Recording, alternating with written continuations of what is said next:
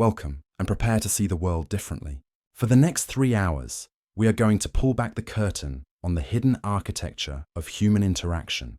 An architecture built not on concrete and steel, but on vulnerability, trust, and a series of predictable psychological shortcuts. Every day you navigate a world filled with locks, physical doors, digital passwords, contractual agreements, and social boundaries. You operate under the assumption that these locks are secure, that they will hold fast against any unauthorized force. But what if the greatest threat isn't someone who breaks the lock, but someone who possesses a key you never knew existed? An invisible key, crafted not from metal, but from a deep, often malicious understanding of what makes you tick. These are the psychological exploits we will be exploring, a collection of mental maneuvers so subtle and so overpowered that they feel less like clever tricks and more like criminal acts. Because in many ways, they are. They are the art of social engineering, the science of manipulation, the practice of convincing you to willingly, even gratefully, unlock the very doors you swore to keep closed. This is not a course in becoming a villain. This is a masterclass in building an impenetrable defense, in inoculating yourself against the daily attempts to manipulate your time, your money, your access, and your very autonomy. By understanding these exploits, you move from being a potential victim to being a guardian, a sentinel at the gate of your own mind. So settle in. What you are about to learn will change how you see every conversation, every negotiation, and every seemingly innocent request for the rest of your life. Let's begin with one of the most elegantly simple and devastatingly effective exploits in the entire arsenal. There is a small, almost theatrical economy to the simple act of placing a sheet of paper on a table, a crisp rustle, the visual punctuation of a document, the immediate reframing of an interaction. And once you learn to see that moment as choreography rather than coincidence, you begin to understand how physical artifacts can tilt decisions without a single persuasive sentence being uttered. Imagine a quiet room, the low hum of an air conditioner, two people seated opposite one another, and then the precise sound of a page being set down as if to say, "Here is the thing we are now accountable to. Here is the trace that makes this real." That page, plain and unassuming, is more than cellulose. It is a social lever. It quietly invokes process, record, and legitimacy. The mind loves concrete tokens, a signature line, a heading, a stamp, because they translate ambiguity into structure, and structure reduces the cognitive cost of compliance. People are pattern-based processors. When material evidence is present, the brain substitutes the labor of critical evaluation with a faster heuristic. Paper equals procedure. Procedure equals reason. Reason equals permission. You can feel the mechanism in miniature across everyday life. A clipboard at a fundraiser that turns a casual passerby into a signer. A printed consent form slid across a hospital desk that converts tentative assent into recorded agreement. A 2-page terms summary presented at the end of a phone call that makes an offhand commitment suddenly concrete. And none of these require a raised voice or a slick pitch to work. The exploit's potency lies in the interplay of 3 elements: the physical token, the paper, the moment of introduction, timing and ritual, and the credibility cues that attach to the token: letterhead, signature, formatting, or the presenter's demeanor.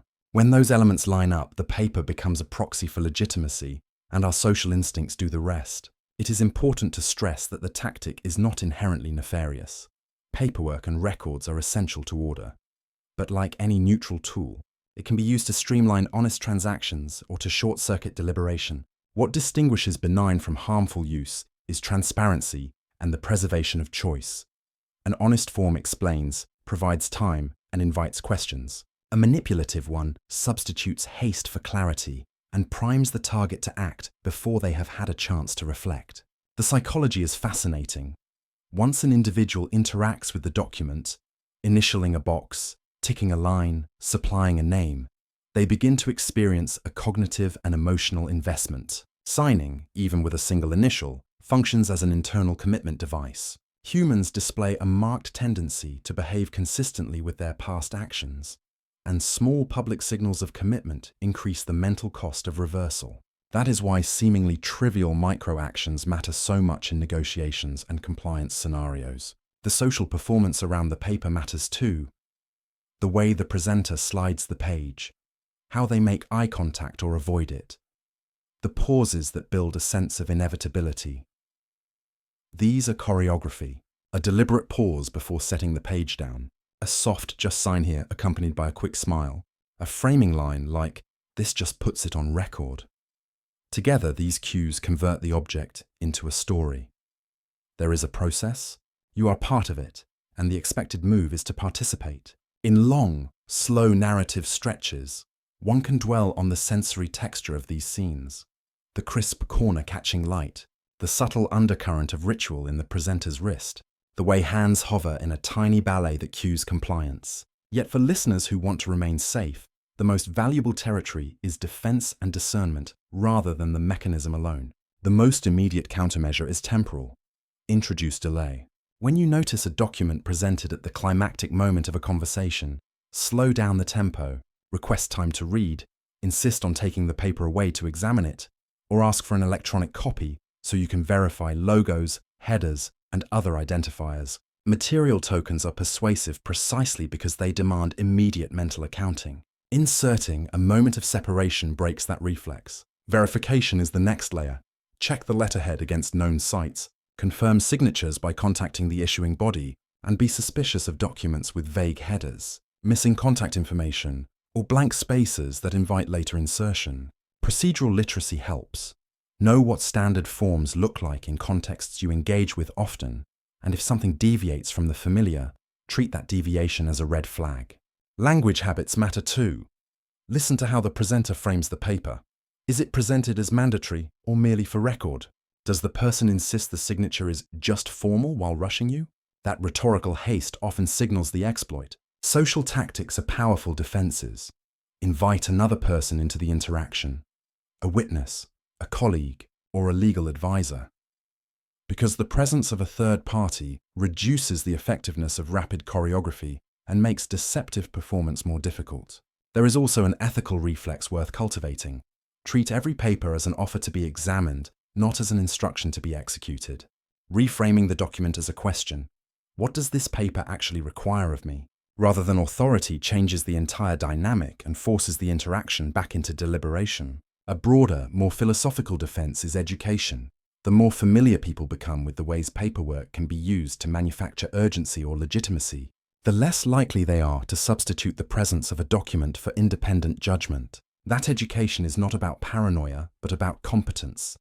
The capacity to treat artifacts as data points rather than decrees. For storytellers and teachers, the paper also functions as metaphor. It represents the cultural tendency to conflate form with truth, tokens with authority, and documentation with moral weight.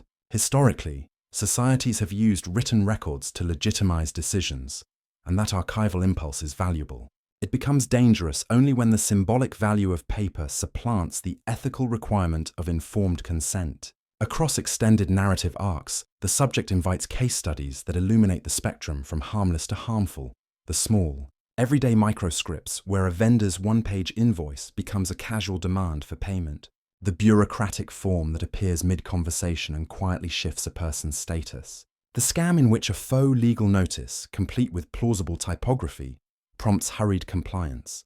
Each story is an anatomy lesson in how legitimacy is manufactured, and more importantly, how it can be unmade. The language we use to talk about documents matters too. Insist on specificity, guard against vagueness, and avoid "just sign here" as grounds for trust. And there is a social justice angle that must not be ignored.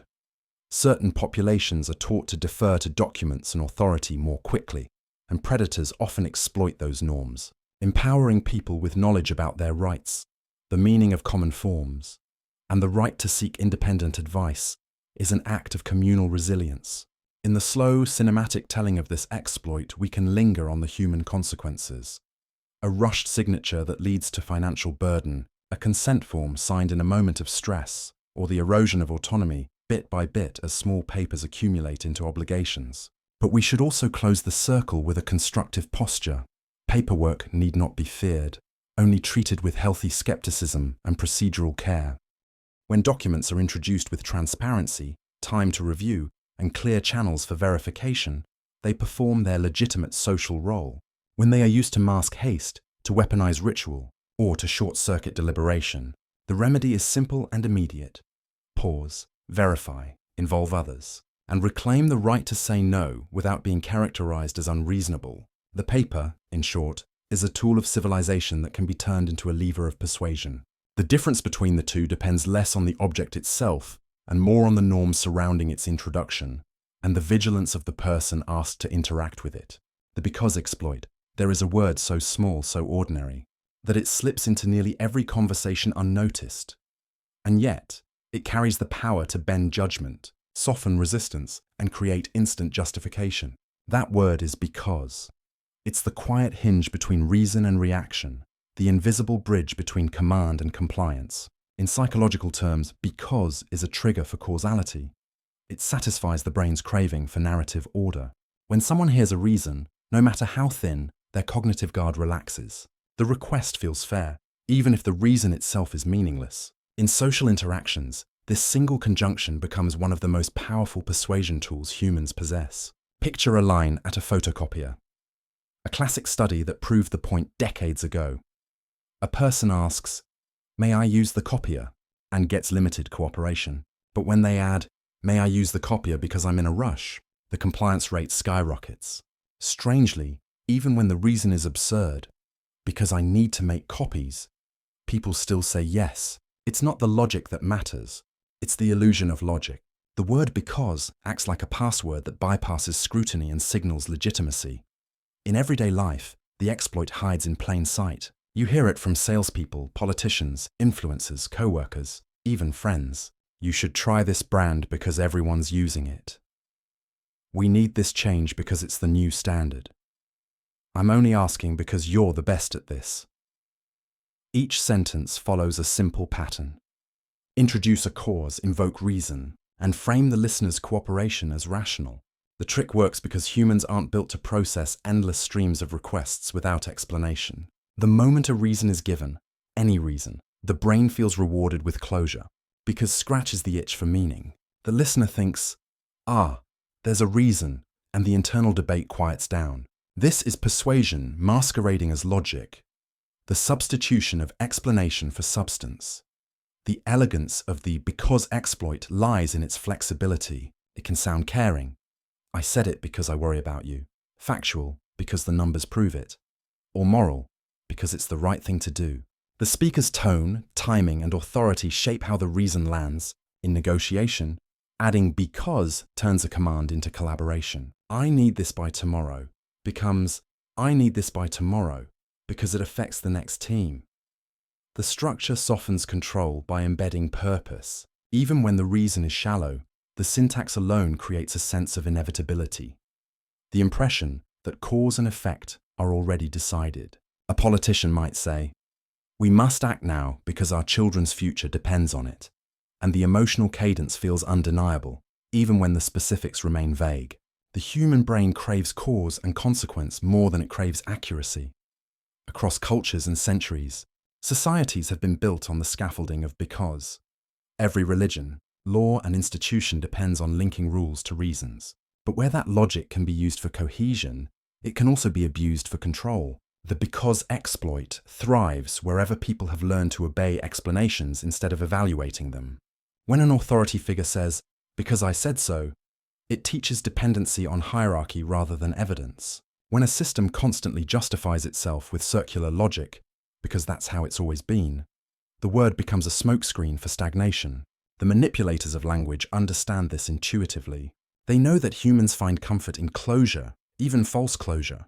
The more exhausted or uncertain the listener, the more powerful because becomes. It provides structure when everything feels chaotic. It feels safe. The exploit also functions in personal relationships. A partner who says, "I only get angry because I love you," reframes harm as devotion. A friend who oversteps boundaries says, "I told you because I care." In both cases, the word disguises control as concern. The listener hesitates to push back. After all, a reason was given, and refusing it feels ungrateful. This is the emotional form of the because exploit. It transforms manipulation into meaning. The mind trades independence for comfort. Over time, the phrase conditions the listener to equate explanation with justification, and soon, the presence of a because becomes enough to suspend disbelief entirely. What makes this tactic particularly insidious is that it doesn't require malice. Even well-meaning people use it reflexively. Parents soften orders with "because," managers rationalize pressure with "because," and mentors defend bias with "because." It's a linguistic autopilot, one that reduces friction at the cost of clarity. The ethical use of "because" is transparency, pairing reasons with real context, not emotional sleight of hand. The exploitative version, however, treats reasoning as a sedative, something to quiet analysis rather than to encourage it. The distinction lies not in the presence of the word, but in the sincerity behind it. The defense against this exploit is awareness, learning to separate the presence of a reason from the quality of a reason. The next time someone uses "because," pause and inspect what follows. Does the explanation add information or just noise? Is it evidence or camouflage? If the statement works just as well without "because," you may be hearing manipulation dressed as logic. Another clue is timing. If the word appears after hesitation, it's often a filler meant to reassert control. "Because" should clarify, not pacify. In professional and political contexts, question vague causal links because of safety concerns, because people expect it, because research shows, and ask for specifics. Truth survives scrutiny. Deception relies on rhythm.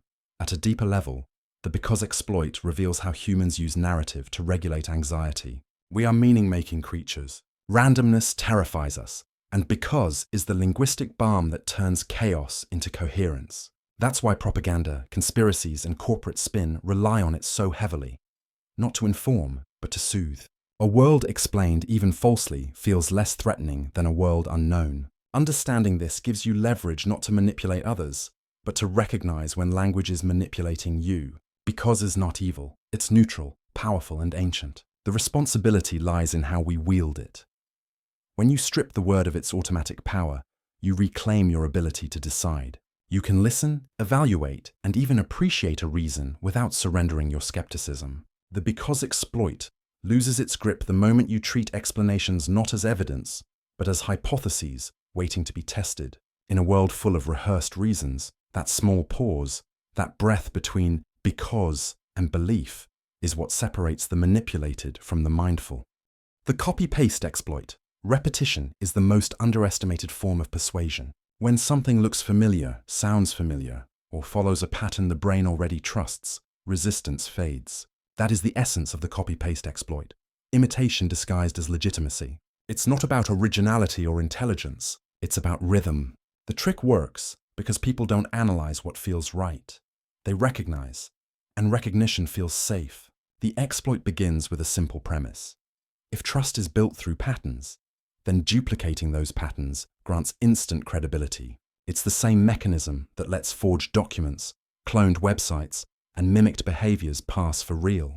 The human brain, lazy in its efficiency, confuses similarity with authenticity. You can see it everywhere. A fake email that mirrors your bank's exact format. A salesperson using your company's internal jargon to sound like an insider. A stranger mirroring your tone and posture in conversation until you feel inexplicably comfortable. These are not coincidences. They're calculated reflections. Copy what people expect to see, paste it where they expect to see it, and they stop questioning. It's the social version of camouflage. In the digital world, this is phishing. In the physical world, it's social engineering. Online, an imitation logo and tone can steal credentials. Offline, a mirrored handshake can steal access. The technology may differ, but the exploit is the same. Trust borrowed through replication. The psychological root is pattern recognition. The human mind evolved to rely on shortcuts, schemas that categorize familiar cues quickly so we can conserve mental energy. We spot a uniform and assume authority. We see a format we've seen before and assume legitimacy. That instinct saves time but costs discernment. The copy-paste exploit preys on this instinct by presenting something normal enough to bypass scrutiny. The best manipulators don't reinvent, they rehearse. They copy visual templates, vocal tones, and emotional rhythms until their performance feels natural. That's why scams and cons are rarely theatrical. They're ordinary. Predictability is their disguise. But the exploit isn't limited to deception. It thrives in workplaces, relationships, and culture itself. Employees copy the phrases of senior staff to appear competent. Politicians reuse the language of their predecessors to inherit credibility. Even influencers copy trending phrases and aesthetics because the brain's pleasure centers reward familiarity. What once was recognition of safety becomes recognition of belonging. Every echo says, "I am part of this," and every listener hears, "You can trust me." The exploit works best when the imitation is just imperfect enough to feel human. Too exact, and it feels artificial. Too loose, and the illusion breaks. The balance between mimicry and authenticity is what makes the copy-paste exploit so enduring. There's an emotional component too. When someone mirrors your speech or gestures, it creates rapport. Psychologists call it the chameleon effect. We unconsciously like people who reflect us because they confirm our self-image. The exploit weaponizes this instinct. A manipulator mirrors empathy, vocabulary, even breathing patterns, slowly syncing with your rhythm until you interpret their alignment as understanding. Once that alignment forms, persuasion becomes effortless. This is why con artists often seem just like you. It's why scam messages adopt your writing style. You're not responding to their request. You're responding to your own reflection. In online spaces, the copy-paste exploit mutates endlessly. Fraudulent accounts copy entire brand pages pixel for pixel. AI-generated voices replicate human tone and inflection. Deepfake videos clone appearances and mannerisms to fabricate credibility. Each iteration deepens the illusion of authenticity. The exploit evolves faster than our instinct to detect it. The line between genuine and replicated narrows daily, and as imitation improves, skepticism must evolve into verification. Humans are now asked to distrust what once defined trust, the familiar. To resist this exploit, you must learn to question resemblance. Familiarity should invite curiosity, not comfort. If an email, document, or behavior feels too normal, pause and look for inconsistencies. Missing punctuation, unusual timing, slightly off phrasing, or emotional cues that feel rehearsed. Ask yourself, does this look right, or does it merely look familiar? The difference is everything. Slow thinking is the only defense against fast mimicry. The deeper truth beneath this exploit is paradoxical. Imitation is not inherently malicious. It's the foundation of learning and empathy. We all copy before we create. Children mimic parents. Apprentices mirror mentors. Cultures echo ancestors. The copy-paste exploit twists that noble instinct into deception. The same mechanism that builds connection can be used to counterfeit it. Understanding this duality is vital. Imitation is powerful. But power without intention corrodes. Every copied gesture, every cloned format, every mirrored tone tells a story about how influence actually works. Not by force, but by familiarity. The copy-paste exploit is proof that humans are less persuaded by argument than by pattern, less moved by logic than by recognition. The more familiar something feels, the more invisible its influence becomes. And in that invisibility lies its danger. The sorry first exploit. Apologies are among humanity's oldest currencies of peace, but when used first, fast and falsely, they become something else entirely. A subtle mechanism of control. The sorry first exploit begins the moment an apology arrives before accountability, a linguistic sleight of hand that turns humility into leverage. Picture a scene. Two colleagues in a hallway, one slightly overstepping, interrupting, intruding, and yet beginning with, "Sorry, but can I just..." The listener's brain softens instantly. The apology comes before the boundary violation, creating a brief illusion of respect while actually paving the way for intrusion. It's a masterstroke of emotional engineering. You disarm the other person before striking your request. The word sorry carries deep cultural programming. Across languages and societies, it signals remorse, empathy, and self-awareness. When heard, it triggers the expectation of reconciliation. People are taught to forgive immediately. It's polite, humane, even moral. The sorry first exploit abuses that reflex. By apologizing before a demand, correction, or confrontation, the manipulator sidesteps resistance. The listener feels socially obligated to respond kindly. A preemptive apology is like a social anesthetic. It numbs the sting of intrusion before it's felt. The speaker takes the moral high ground and the emotional advantage in one breath. "Sorry to ask, but I really need this by today." "Sorry, I know it's late, but can you help me out?" Each line feels humble, but what it really does is transfer the burden, the guilt of saying no, onto the listener. In relationships, this dynamic becomes especially powerful. Imagine someone saying, "Sorry, I'm just bad at remembering." after repeatedly failing a promise. Over time, the apology becomes a shield rather than a bridge. The sorry no longer signals learning or change. It's simply the reset button that keeps consequences at bay. Emotional manipulators understand this deeply. They know that humans fear appearing cruel or unkind, and an early apology frames resistance as cruelty. If you refuse, you're the one being cold. The exploit thus flips moral polarity. The person causing the inconvenience becomes the one wronged if their sorry isn't accepted. There's also the issue of tone.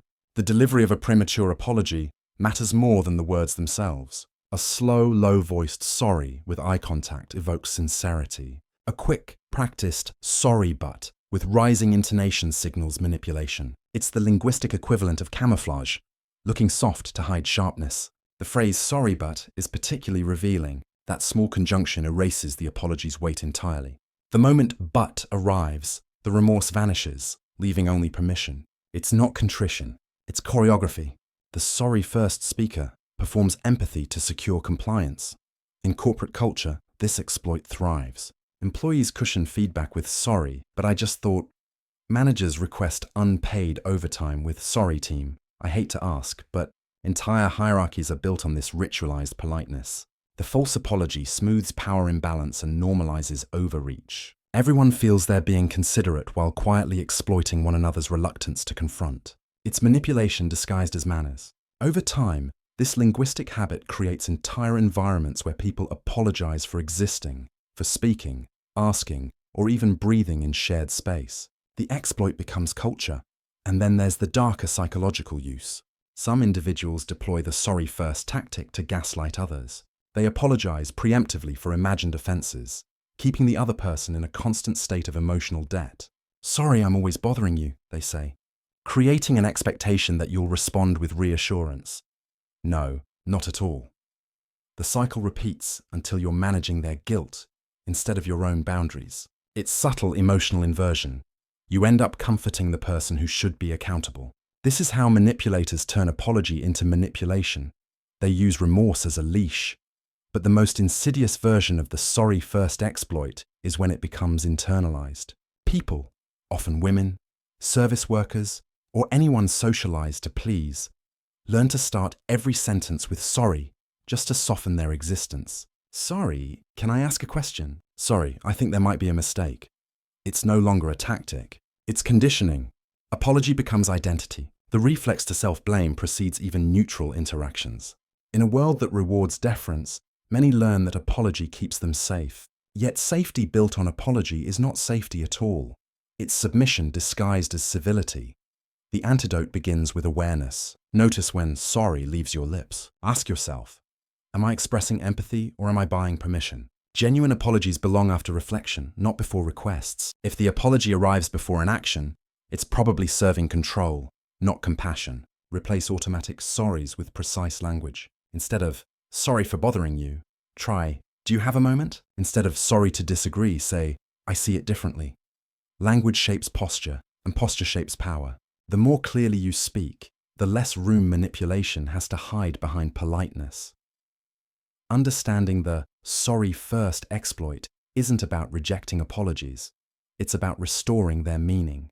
Real remorse acknowledges harm and repairs it. The exploitative version anticipates discomfort and weaponizes grace. When you can tell the difference, you start hearing the hidden negotiations inside every sentence that begins with sorry. In that instant, awareness turns the word back into what it was meant to be, a bridge, not a bribe. The compliment exploit. Praise has always been humanity's gentlest tool of persuasion, and for that very reason, it is also one of its most deceptive. A well-timed compliment can unlock defenses faster than logic, obligation, or threat. It enters through the ears but lands in the bloodstream, triggering warmth, gratitude, and trust, all before the rational mind has time to analyze intent.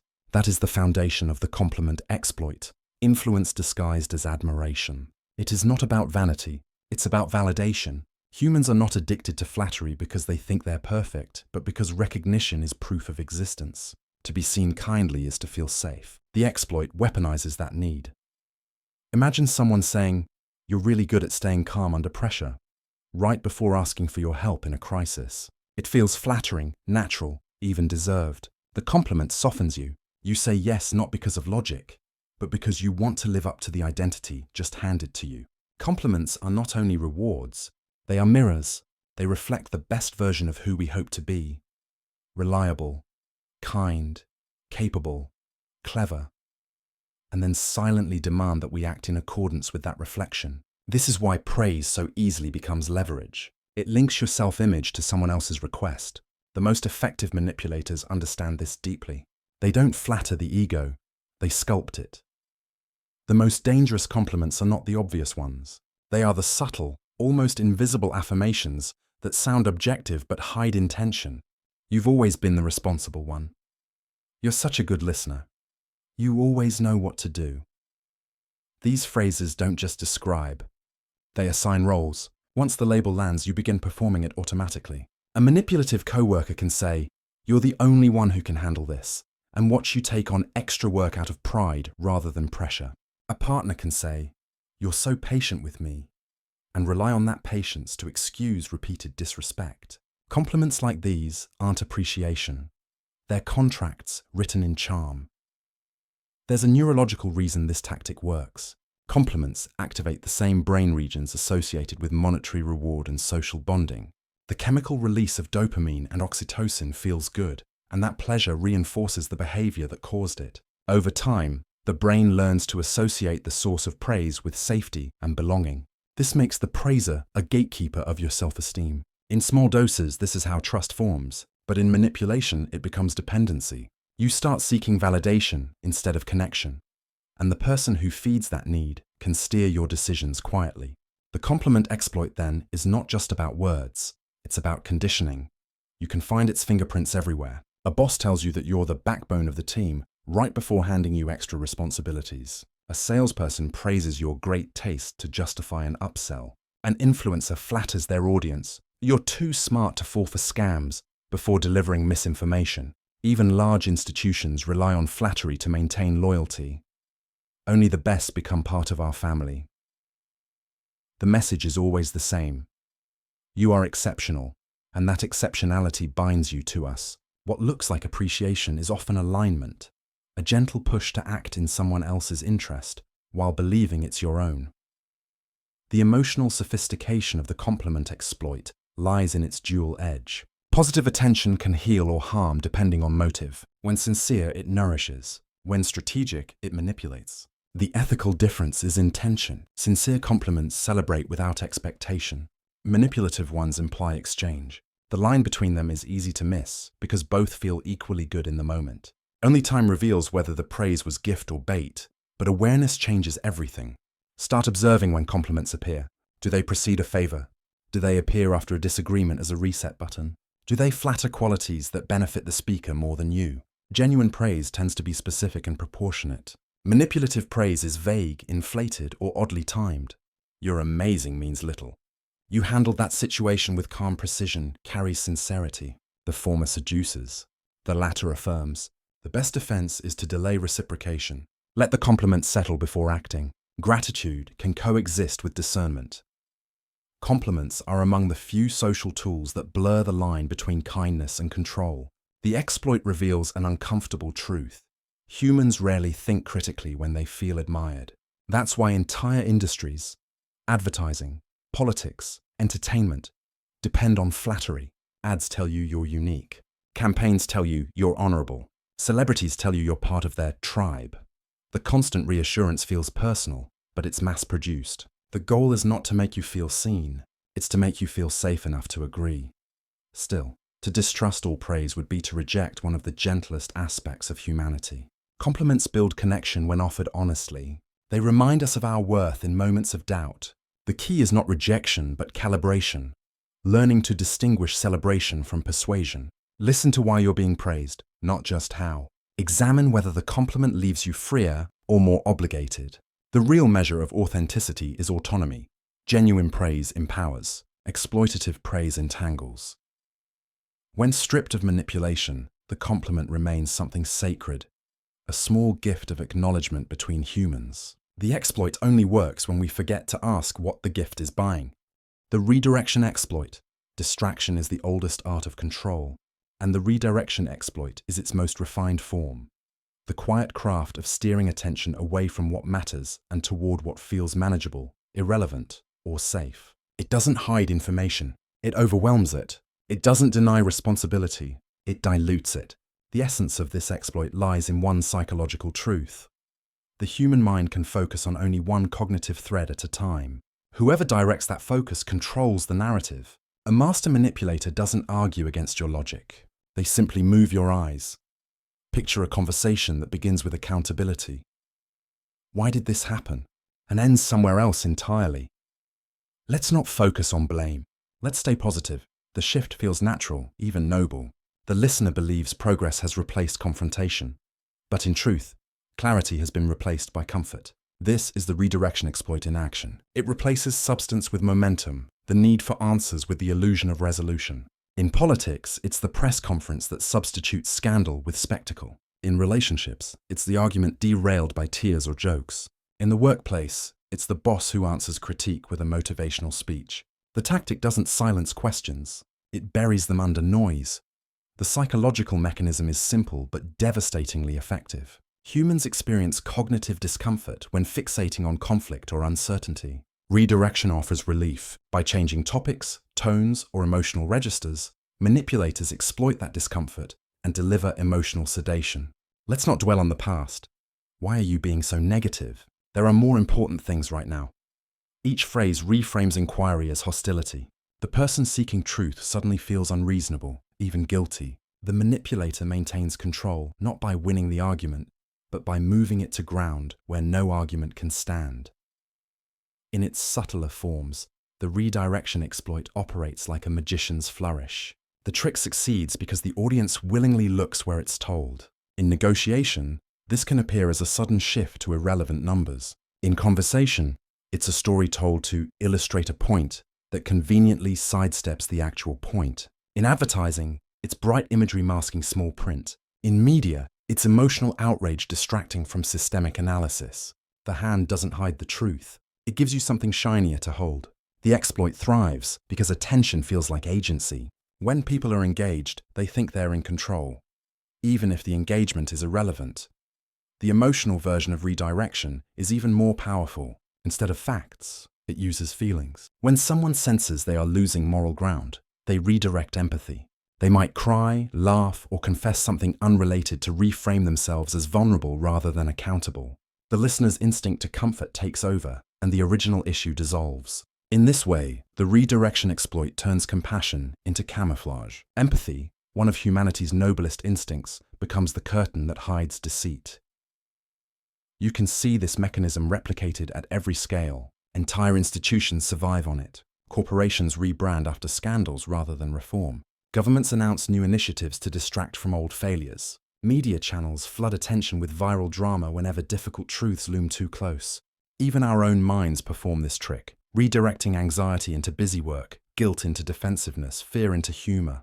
Redirection isn't just a manipulation we endure, it's a defense we perform. The exploit works so well because it mimics a coping mechanism we already trust. For a manipulator, redirection requires 3 skills: timing, emotional reading, and framing. The timing must intercept focus before it crystallizes into demand. The emotional reading identifies what kind of distraction the listener will follow: outrage, humor, guilt, sympathy. The framing presents the shift as sensible or even virtuous. Let's focus on solutions sounds mature, but it often conceals avoidance. We don't need to rehash old wounds sounds wise, but it may protect the wounder. Every successful redirection builds an emotional bridge between avoidance and altruism. The target believes they are being kind when they are really being steered. Defending against this exploit requires discomfort, the willingness to hold focus where it hurts. The simplest counter is to name the redirection when it happens. That's a different issue. We can talk about that next, but first let's finish this. Naming breaks the spell. Manipulators rely on rhythm. Interrupting it exposes their choreography. Another technique is to write down key questions before difficult conversations and keep them visible. It grounds focus when emotional tactics rise. In collective spaces like workplaces or families, shared awareness helps. One person can gently steer back when others are led away. The goal isn't confrontation but continuity. Truth rarely arrives in a straight line. Redirection ensures it never arrives at all. The redirection exploit is especially potent because it masquerades as maturity. It wears the mask of perspective, diplomacy, and calm. But growth and evasion are not the same thing. True resolution confronts the cause. False resolution redirects it. The exploit doesn't demand belief, only attention. And once attention is moved, almost anything can be made to seem true. In that sense, redirection is the softest form of power. Not to change minds, but to choose what minds notice. The moment you recognize that, the world grows sharper and far less comfortable. The fake choice exploit. Choice feels like freedom, but when all options serve the same outcome, it becomes the perfect illusion of control. The fake choice exploit thrives on this illusion. It doesn't take away your agency, it borrows it. By presenting a limited set of predetermined options, the manipulator allows you to feel autonomous while steering you toward their desired result. It's a trick so common that we rarely notice it. Parents use it on children. Do you want broccoli or carrots? Employers use it on workers. Would you rather work late tonight or early tomorrow? Government systems use it on citizens. Would you prefer plan A or plan B, when both preserve the same structure? In every case, the decision feels voluntary, but the outcome was designed before you arrived. Humans crave agency the way lungs crave air. We need to believe we're steering our own lives. The fake choice exploit manipulates that need by creating boundaries that look like options. It's psychological framing, the art of defining the box before you let someone choose inside it. The person being guided feels respected because they're not being told what to do. They're being asked. The phrasing is polite, deferential even, but every branch leads to the same tree. The trick works not by restricting freedom, but by disguising restriction as participation. And the moment the target selects an option, their brain experiences a surge of satisfaction. The illusion of control rewards itself. That dopamine rush cements compliance before awareness catches up. In marketing, this exploit is everywhere. Do you want the basic or premium plan? Would you like to add fries or dessert? Subscribe monthly or yearly? Each question suggests flexibility, but the deeper assumption that you've already agreed to buy goes unchallenged. By choosing, you've already accepted the frame. This is known as assumptive closure, a cornerstone of persuasive design. The manipulator never asks if you want to engage. They ask how you want to engage. The brain, eager to decide, skips the more important question entirely. In politics, similar tactics appear as false dichotomies. You're either with us or against us. By erasing nuance, the manipulator funnels complexity into obedience. The target believes they've made a stand when they've merely picked a side pre-drawn for them. The exploit thrives in emotional dynamics too. A partner might say, "Do you want to talk now or later?" implying that the conversation is inevitable, stripping away the possibility of saying no. A manager might ask, "Do you want me to fix this, or do you want to handle it yourself?" Both options reinforce hierarchy. Neither questions it. Even in friendships, it appears gently. Are you mad or just tired? The phrasing boxes emotions into convenient categories, leaving no space for truth. The genius of the fake choice exploit is that it requires no force, no argument, no visible coercion. The target chooses the leash themselves, because the leash feels like a crown. Cognitively, this exploit taps into what psychologists call bounded rationality. People make decisions based on the limited information available and the mental shortcuts that conserve energy. When the frame is narrow, the brain doesn't look outside it. It simply optimizes within. The manipulator's brilliance lies in designing the boundary. By doing so, they outsource control to the target, who unknowingly becomes the executor of their own manipulation. The efficiency of the trick is breathtaking. People resist commands but embrace choices, even false ones. The simple act of choosing becomes an ego-preserving gesture. I decided feels safer than I obeyed. We see the exploit institutionalized in everyday systems. Surveys that ask biased questions, job applications that require consent in order to proceed, privacy settings that let you pick between share some data and share all data. Every interface of modern life whispers, "You're in control," while quietly defining what control means. Even morality can be framed through this lens. Public debates are often reduced to binaries, good or evil, right or wrong, us or them, because ambiguity slows compliance. The fake choice exploit speeds it up. Simplicity is persuasive. Complexity, though truthful, feels exhausting. What makes this tactic so powerful is its politeness. The manipulator doesn't appear oppressive. They appear considerate. They don't command. They offer. They let you hold the steering wheel. On a road they built, with guardrails they installed, leading to a destination they chose. This is why people rarely resent manipulators who use this tactic. They leave the interaction feeling respected. The best deception is the one that flatters intelligence. And nothing flatters intelligence more than being asked to choose. Defending against this exploit requires noticing not what's being offered, but what's missing. Ask, what are the options I don't see? Who benefits from this range of choices? What happens if I refuse to pick at all? Genuine autonomy includes the freedom to reject the frame entirely. The next time someone offers you two neat paths, remember, real freedom rarely comes prepackaged. The easiest way to guide a human being is not by taking away their choice, but by giving them just enough of it to keep them from noticing who's holding the map. The small ask exploit, influence, rarely begins with a demand. It starts with something harmless, something that feels too small to resist. That's the quiet genius of the small ask exploit, a technique built on the psychology of incremental commitment. The manipulator doesn't ask for the world. They ask for a pebble, and once you've picked it up, they show you another and another until you're carrying the mountain. What makes this exploit so powerful is that it never feels like manipulation while it's happening. It feels like cooperation, goodwill, or even kindness. Humans are wired to maintain consistency between their actions and their self-image. Once you say yes to something small, you subconsciously rewrite your identity to match that decision. I'm the kind of person who helps. I already agreed, so I must trust this person. I wouldn't do this if it weren't right. The manipulator simply builds on that momentum.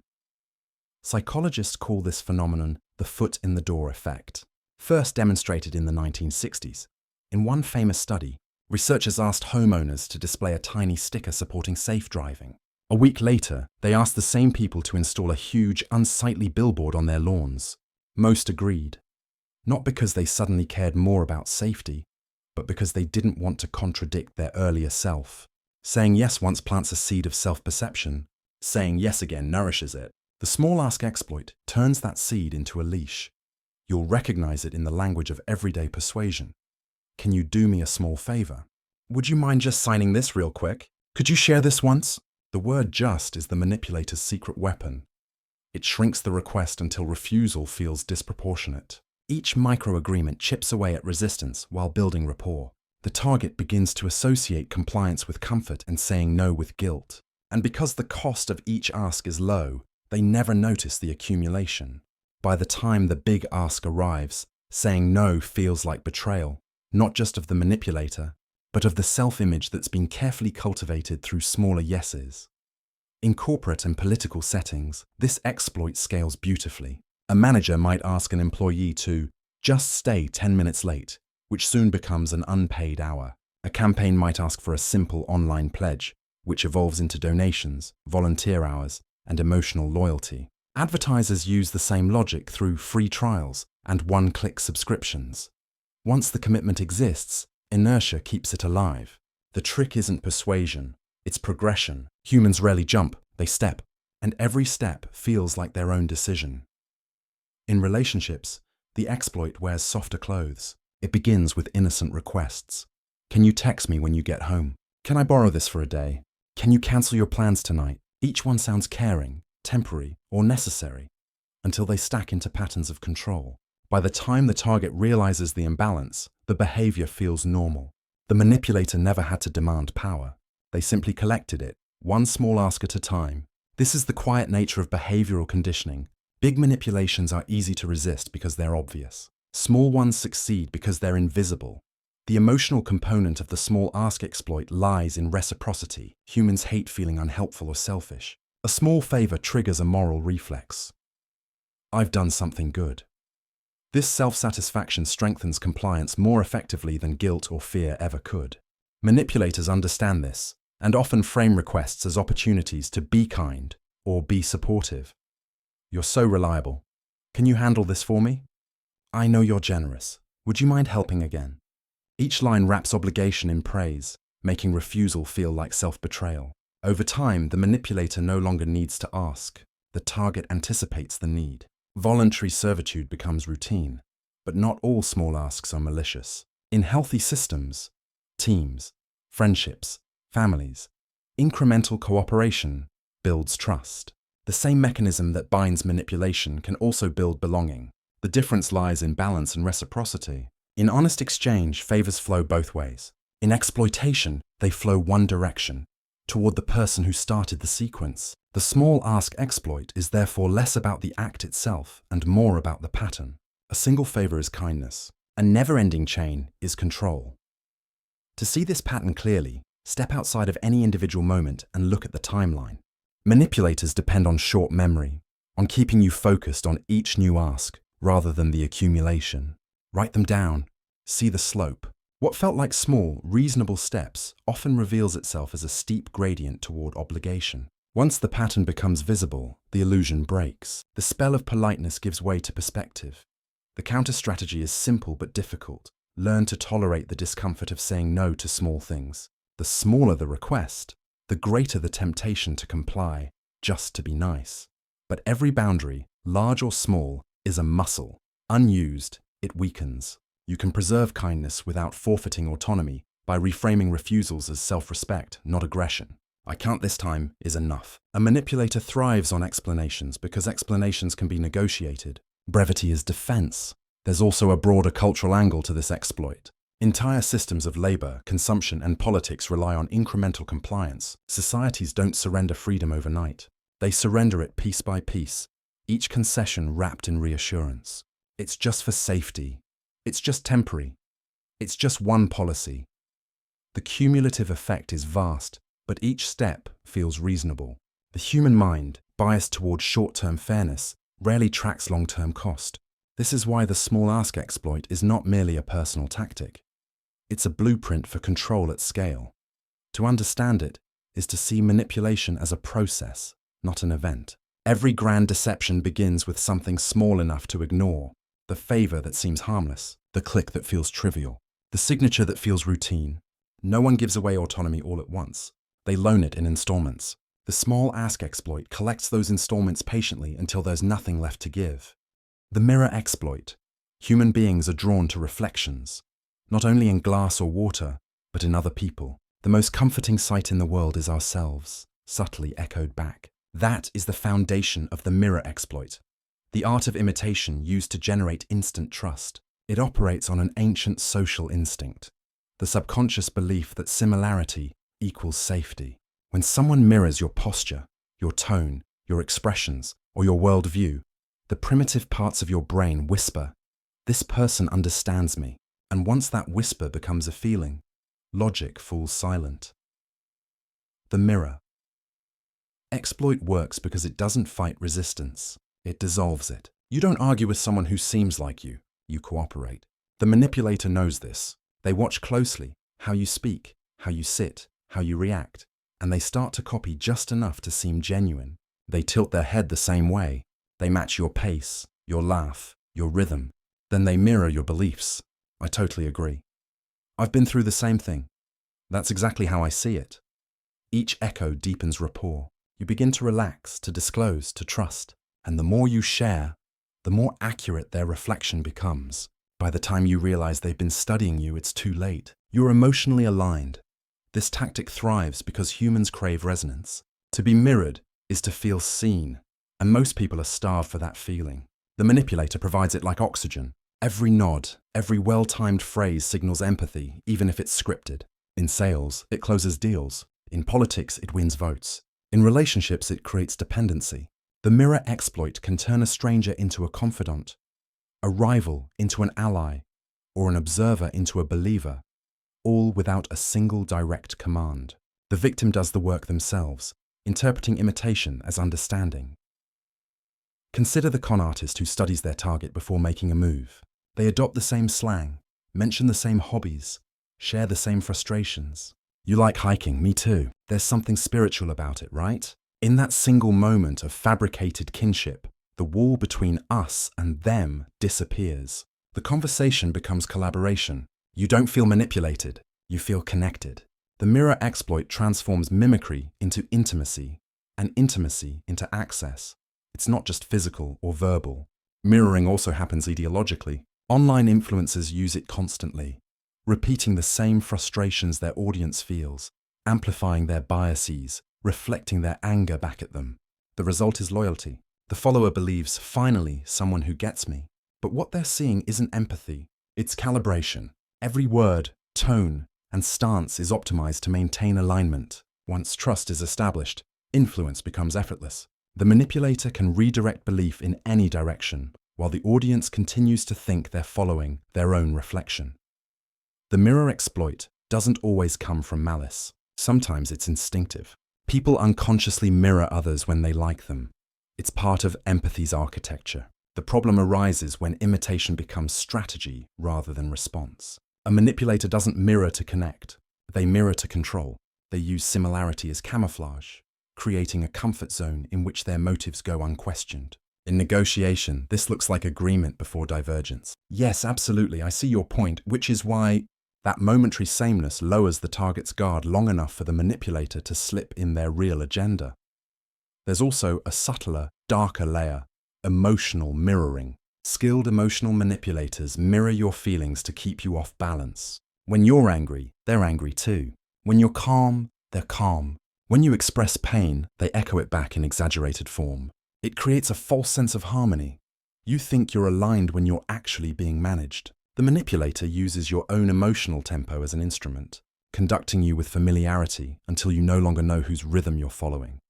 Defending against this exploit requires noticing patterns that feel too synchronized. Genuine connection has friction.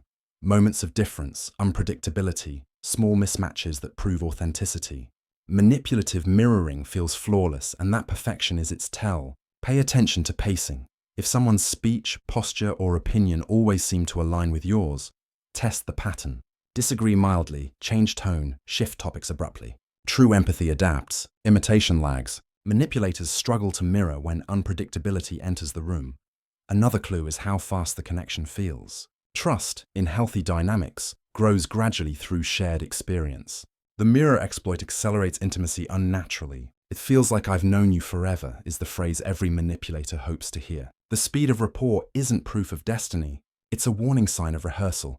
This tactic extends beyond individuals. Entire marketing systems mirror audiences algorithmically. Social platforms analyze your behavior and reflect it back as recommendations, communities, and content.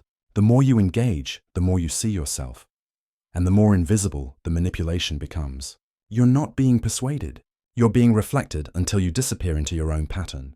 The digital world runs on the mirror exploit at industrial scale, transforming human attention into predictable behavior. To understand this exploit is not to lose faith in empathy or similarity. It's to reclaim them. The mirror isn't the enemy. The intent behind it is. Real connection happens when similarity reveals truth, not when it hides agenda. A reflection that always flatters is no reflection at all. The trick of the mirror exploit is to show you what you want to see until you forget to look for what's real. The Rulebook exploit. Rules create order. They keep chaos at bay, define fairness, and make cooperation possible. But in the wrong hands, they become cages built from good intentions. And that's where the Rulebook exploit thrives. It is the art of hiding behind structure, using policies, procedures, and the way things are done as armor against scrutiny or empathy. The manipulator doesn't need to break rules. They only need to weaponize them. They turn guidelines into shields, bureaucracy into theater, and morality into paperwork. Every time someone says, "I'm just following policy," and stops thinking, the exploit wins. At its heart, this tactic preys on authority bias, the human tendency to equate rules with righteousness. When something is written, stamped, or systematized, it feels legitimate. Our brains evolved to respect order because chaos was once deadly. That instinct remains. The manipulator uses it to make cruelty look professional, apathy look responsible, and selfishness look fair. A rule invoked at the right time can silence dissent faster than argument or evidence. You can hear it in offices, institutions, and governments alike. It's procedure. It's standard practice. It's company policy. These phrases don't explain decisions. They end conversations. Imagine a hospital administrator refusing a patient's plea for treatment because forms weren't submitted correctly, or a corporation denying compensation to victims because it falls outside warranty terms. or a supervisor insisting an employee must work unpaid hours because that's how it's always been. Each instance hides behind the same curtain, a system that sounds impartial, but functions as a shield for convenience or exploitation. The brilliance of the Rulebook exploit is that it transforms moral choice into mechanical routine. The manipulator's conscience stays clean because the system itself takes the blame. It's not me, it's policy. I wish I could help, but my hands are tied. These are the slogans of comfortable cruelty. The exploit doesn't require power, only procedure. Even within small groups, someone can dominate by invoking a rule that others don't remember or understand. Actually, we're supposed to do it this way. The tone of certainty becomes authority. Once the group defers, the manipulator controls outcomes without appearing controlling. In bureaucratic systems, this becomes endemic. Entire hierarchies exist to ensure that nobody ever feels personally responsible for harm. Layers of approval, forms, and protocols diffuse accountability until it disappears. Evil, when wrapped in paperwork, looks like professionalism. There's also the inverse form, breaking rules strategically while claiming to defend them. Politicians and executives do this often. They violate norms in private, then perform outrage in public, using the rulebook as a moral prop. They quote regulations not to enforce them, but to weaponize them selectively. Rules become rhetorical tools, applied or ignored depending on convenience. In this way, the exploit corrodes the very idea of fairness it pretends to protect. The structure remains intact, but its spirit is hollow. Psychologically, the Rulebook exploit offers a comforting illusion, the idea that morality can be outsourced to procedure. When we obey without questioning, we feel safe. The manipulator takes advantage of this by framing disobedience as danger. If we start making exceptions, where does it end? If we bend the rules for one person, everyone will want it. These statements sound pragmatic, but they function as emotional manipulation. They shift the moral weight from empathy to fear of chaos, of favoritism, of disorder. By appealing to that fear, the manipulator convinces good people to enforce bad systems. In organizational life, this exploit can become culture. Employees stop thinking about justice and start thinking about compliance. They measure performance not by impact but by adherence. The result is a workforce that obeys efficiently but questions nothing. It's how institutions drift into corruption without anyone consciously deciding to be corrupt. The rulebook provides a map and everyone follows it, even as it leads into darkness. This diffusion of responsibility, the moral fog between intention and impact, is what makes systemic manipulation so hard to fight. No single person feels accountable. The system itself becomes the villain that no one can touch. Defending against the rulebook.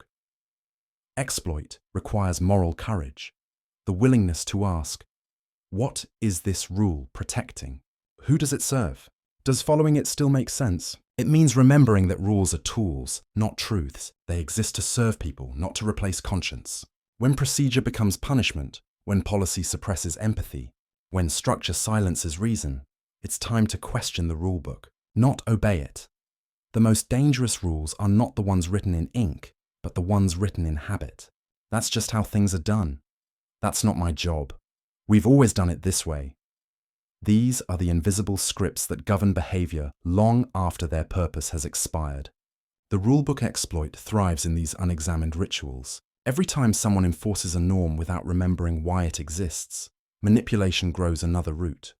In truth, no system is immune. Religion, government, corporations, even families, all can become temples of procedure where compassion is replaced by compliance.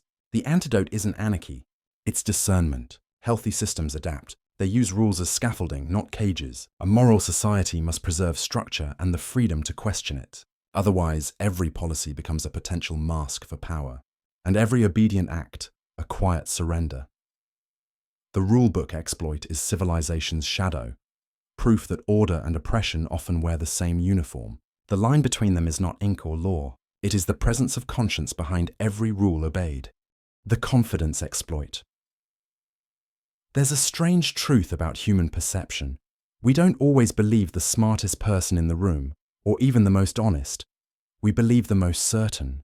The confidence exploit is the art of using conviction as evidence, certainty as proof, and tone as truth. It preys on a deep bias embedded in the human brain, the assumption that confidence equals competence. This bias shapes everything from elections to everyday conversations. A person who speaks with unwavering belief, even when wrong, will often be trusted more than someone who hesitates while being right. The exploit doesn't need facts. It only needs the rhythm of authority. Imagine two people giving directions. One says, "I think it's probably down that way, near the old bridge." The other says, "Turn left at the bridge. You can't miss it." Even if both are guessing, the confident one will be followed. The human mind treats certainty as a survival cue. In our evolutionary past, hesitation signaled doubt and danger. Certainty signaled leadership and safety. The manipulator knows this. They know that hesitation triggers suspicion, and so they train their voice, posture, and phrasing to eliminate it. The result? People mistake performance for proof. The confidence exploit operates across every layer of society. In business, charismatic leaders use it to mask ignorance behind bold declarations. In politics, it wins debates before they start. A candidate who sounds unshakable can make lies feel like logic. In social circles, it turns loud opinions into accepted truths. Online, it drives misinformation. Confident misinformation spreads faster and sticks harder than cautious accuracy. The exploit is so effective that even experts fall for it. A firm tone, squared shoulders, and unwavering eye contact create a perceptual bias so powerful it overrides evidence. The trick doesn't even require actual arrogance, only the simulation of certainty. Manipulators craft sentences like weapons. Obviously, clearly, of course, everyone knows. These linguistic cues preempt disagreement. They create an invisible pressure to conform. Disagreeing with confidence feels like disagreeing with reality itself. The manipulator's genius lies not in content, but cadence. They use tempo, pauses, and emphasis to hypnotize attention. Confidence, when performed well, feels like clarity. The listener's brain mistakes emotional stability for factual stability. What makes this exploit especially dangerous is that it rewards ignorance wrapped in certainty. The Dunning-Kruger effect, a psychological pattern where people with little knowledge overestimate their competence, thrives in this soil. The less a manipulator knows, the less they doubt, and the more believable they sound. Meanwhile, truly informed people, aware of nuance and uncertainty, speak carefully. They hedge, qualify, and self-correct. Ironically, this humility makes them sound less credible to the untrained ear. The confidence exploit feeds on that irony. It punishes truth for being thoughtful and rewards deception for being bold. You see it in the architecture of modern communication. Social media algorithms amplify confidence. The loudest voices, the clearest takes, the least hesitation. Virality depends on speed, not substance, and the exploit adapts perfectly.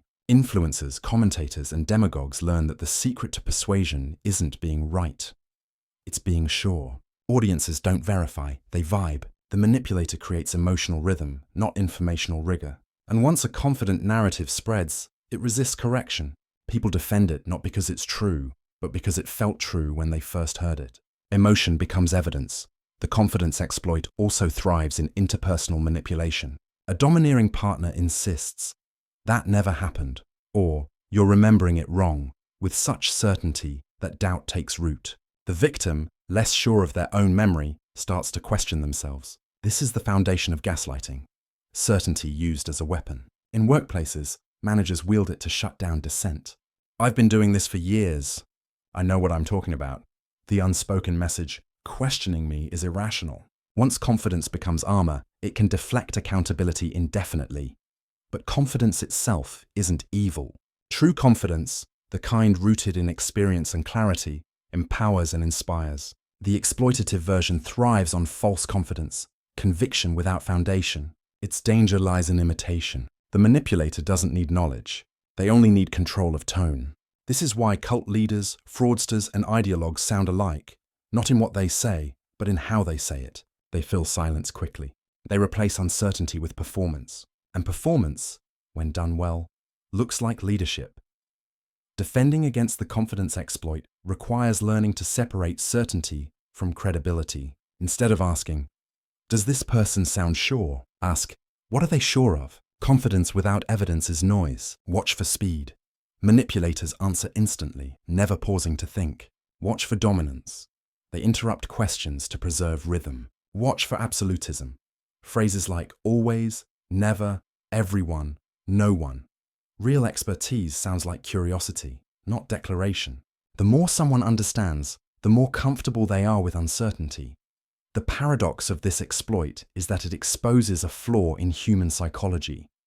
We crave assurance even when it's false. We'd rather follow a wrong compass than admit we're lost. The manipulator doesn't convince us. We convince ourselves, choosing comfort over truth. The only cure is discomfort. The willingness to tolerate ambiguity, to trust thoughtfulness over performance. The next time a voice sounds too certain, too polished, too unwavering, remember, confidence is not a sign of truth. It's a mirror reflecting what we most want to believe. The scarcity signal exploit. Scarcity has always ruled the human mind. Long before there were cities or markets, survival depended on grabbing what was rare before it vanished. Food, water, shelter, opportunity. That primal instinct still lives in us, and the scarcity signal exploit feeds it like fire. It works by convincing you that something, a product, a chance, even a person's approval, is about to run out. Once that belief takes hold, logic collapses under urgency. Scarcity doesn't make things valuable. It makes them feel valuable. And the manipulator knows exactly how to trigger that feeling. At its core, the exploit is psychological adrenaline. When the brain detects scarcity, it shifts into what behavioral economists call tunnel vision. Focus narrows, priorities blur. You stop evaluating and start reacting. Only 3 left in stock. Limited time offer. Once it's gone forever. These phrases bypass reasoning and activate fear of loss aversion. The cognitive bias that makes losing feel twice as painful as gaining feels good. The manipulator isn't selling the object. They're selling the anxiety of missing it. They turn absence into currency. In marketing, this tactic is omnipresent. Websites flash countdown timers. Airline portals show only 1 seat left. Real estate ads whisper, another buyer's already interested. Whether true or fabricated, the signal creates a sense of competition. You're no longer buying because you want something. You're buying because someone else might take it first. Scarcity converts curiosity into panic, desire into obedience. And because urgency feels like importance, the target walks away believing they made a smart, decisive choice, not realizing they were herded by fear. The same principle applies beyond commerce. In relationships, manipulators weaponize emotional scarcity. They make their attention, affection, or validation seem limited. I don't open up to many people. You're lucky I trust you. These lines turn intimacy into privilege and availability into power. The target begins to chase what once came freely, mistaking rationed affection for rare worth. The less the manipulator gives, the more valuable their crumbs appear. This is the emotional economy of scarcity.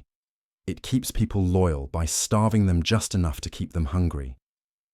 In leadership and politics, the exploit transforms into a narrative weapon. Leaders frame crises to justify control. We're running out of time. Resources are disappearing. It's now or never. The urgency suppresses skepticism. People rally not because they understand, but because they fear delay. When information moves too fast to verify, authority rises by default. The louder the countdown, the quieter the questioning. This is why propaganda often relies on emergencies. Scarcity unites people under whoever promises relief. It's not reason that builds movements. It's panic. The scarcity signal exploit works best when it's visible but unverifiable. If scarcity were obvious, empty shelves, clear shortages, the manipulation would be redundant. But when it's symbolic or speculative, the imagination fills in the blanks. Everyone's talking about this. Only a few know how to get in. Spots are going fast. The vagueness is the trick. The brain interprets incomplete information as danger, prompting action to resolve the tension. Manipulators don't need to prove scarcity. They only need to imply it and let your instincts finish the story. There's also a social layer to the exploit, exclusivity. Humans equate rarity with status. If something is limited, it must be special. If few can access it, having it must mean something. This turns scarcity into a symbol of identity. People don't just buy rare sneakers or NFTs. They buy belonging. Manipulators understand this and design hierarchies where access equals prestige. The goal is no longer possession, but participation in the scarcity itself. The privilege of being included becomes the product. Digital culture amplifies the effect. Algorithms reward immediacy. Trends appear and vanish in hours. Don't miss out has become a mantra. Notifications, flash sales, viral content, all trigger microdoses of scarcity panic. The manipulator doesn't even have to exist anymore. The system exploits you automatically. Attention has become the new scarce resource, and every app competes to make you feel like you're running out of it. The moment you feel behind, you start running straight toward whatever promises to catch you up. But the scarcity signal exploit isn't only external. It can be self-inflicted. People convince themselves their time is scarce, their worth is scarce, their opportunities are scarce, and this internalized urgency drives burnout, conformity, and poor decisions.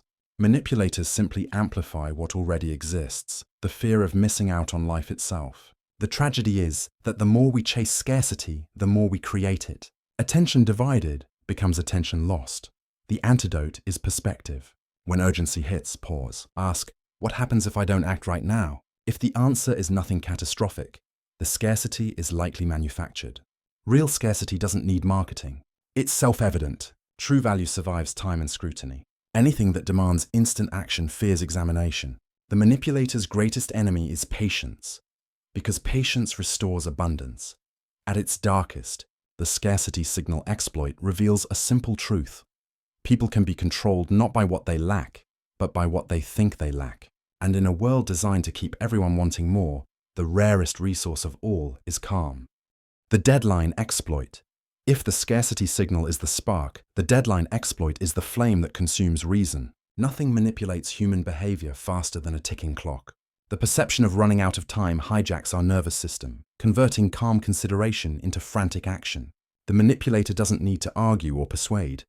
They just need to say, "You have until midnight." The moment a deadline enters the room, the rational brain takes a back seat and the primal brain grabs the wheel. Decisions made under pressure feel decisive, but they're often desperate. The deadline exploit thrives on that confusion, the illusion that urgency equals importance. At its core, this exploit weaponizes time as a psychological chokehold. The manipulator creates an artificial sense of closure, a moment after which opportunity disappears forever. Offer ends today. Applications close in 2 hours. This is your last chance. These statements collapse deliberation into reaction. Behavioral economists call it temporal scarcity, the fear that time itself is being taken away. When humans feel the clock ticking, they default to instinct. They act not because the choice is right, but because not acting feels unbearable. Marketers and scammers have perfected this art. They don't sell products, they sell deadlines. Pop-ups flash only minutes remaining.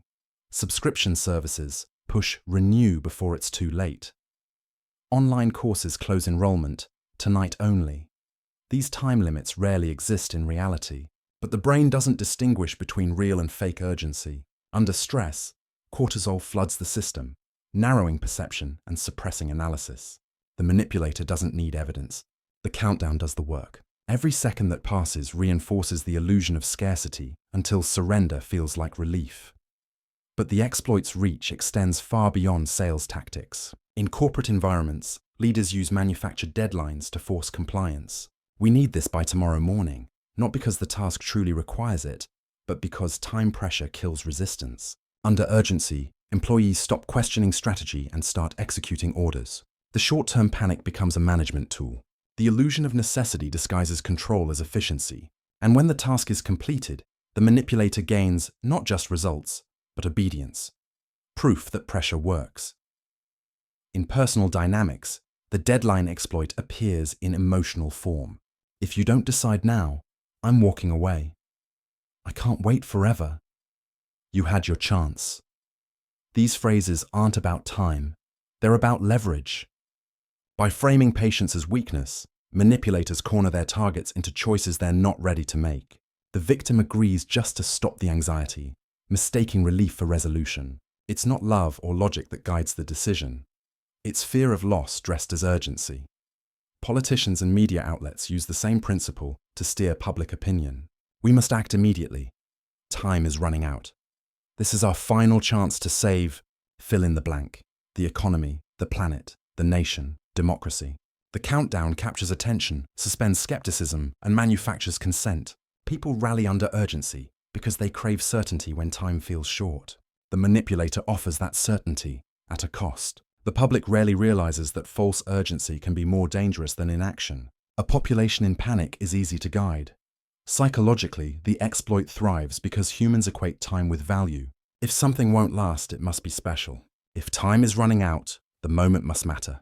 Manipulators exploit this by attaching temporal limits to things that don't require them. They know that people fear regret more than they fear risk. It's not the opportunity itself that motivates. It's the imagined pain of missing it. What if I never get another chance? That question echoes louder than reason. Digital platforms have refined this instinct into design. Stories that vanish after 24 hours, flash deals that expire in minutes, limited slots for virtual events. These systems turn time into currency, converting anxiety into engagement. Each second that ticks away feels like a moral failing. You should have acted sooner, clicked faster, responded better. The manipulator doesn't need to chase you. You chase the clock.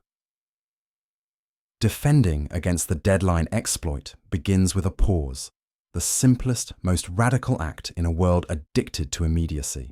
Ask, who benefits from my hurry? If the answer isn't clear, slow down. Real opportunities survive reflection. Manipulators, however, fear it. They rely on your inability to stop and think. A decision that cannot withstand delay is rarely one worth making. The exploit's brilliance lies in its subtlety. It doesn't scream coercion. It whispers inevitability. You tell yourself you're choosing, but you're really racing. The manipulator doesn't push. They count.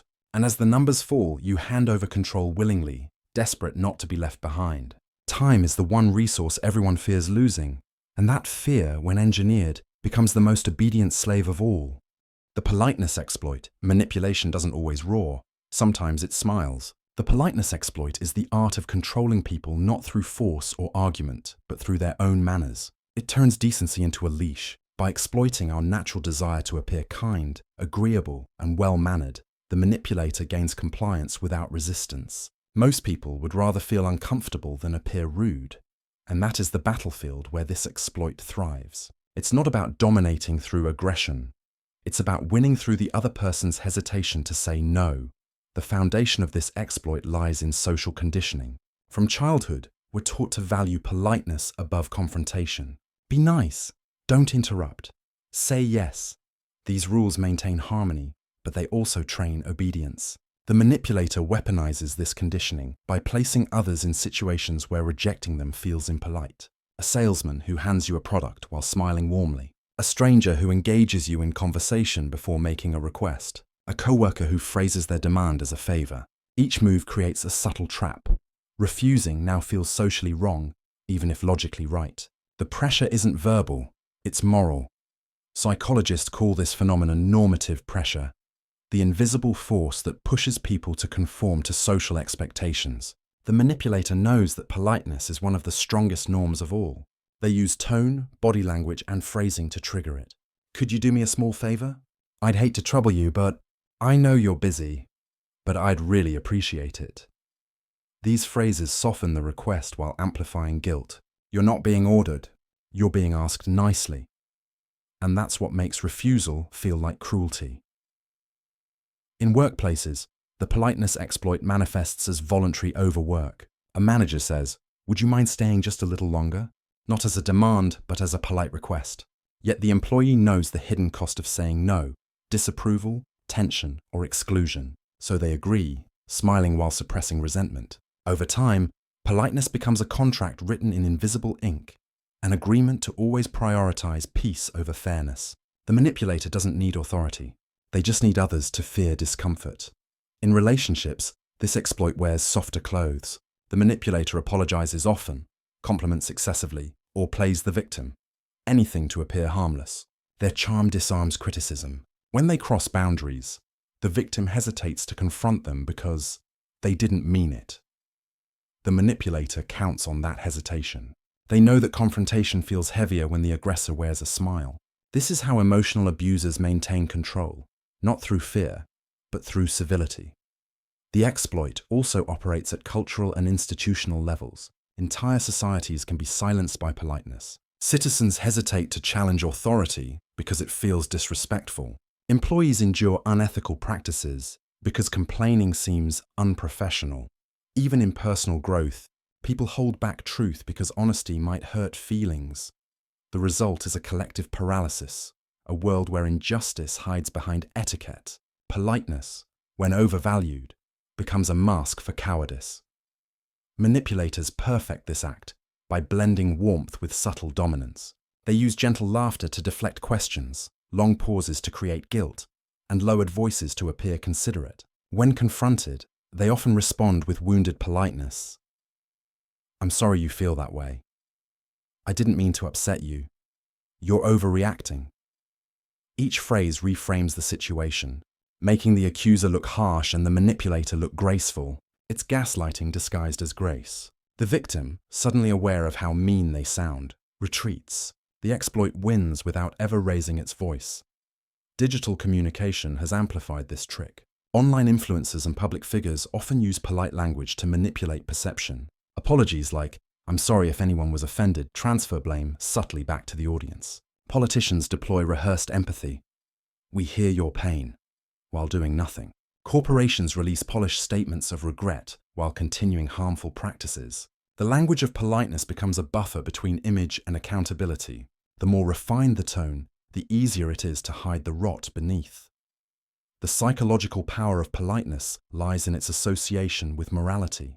We equate being nice with being good, so manipulators position themselves as nice people.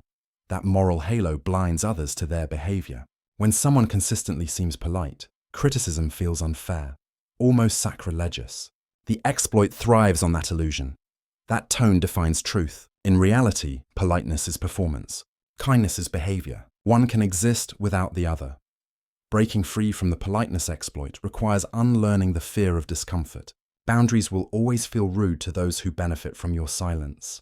The key is to separate assertiveness from aggression. Saying no doesn't make you cruel. It makes you honest. You don't owe emotional comfort to those who manipulate through manners. True decency isn't compliance, it's clarity.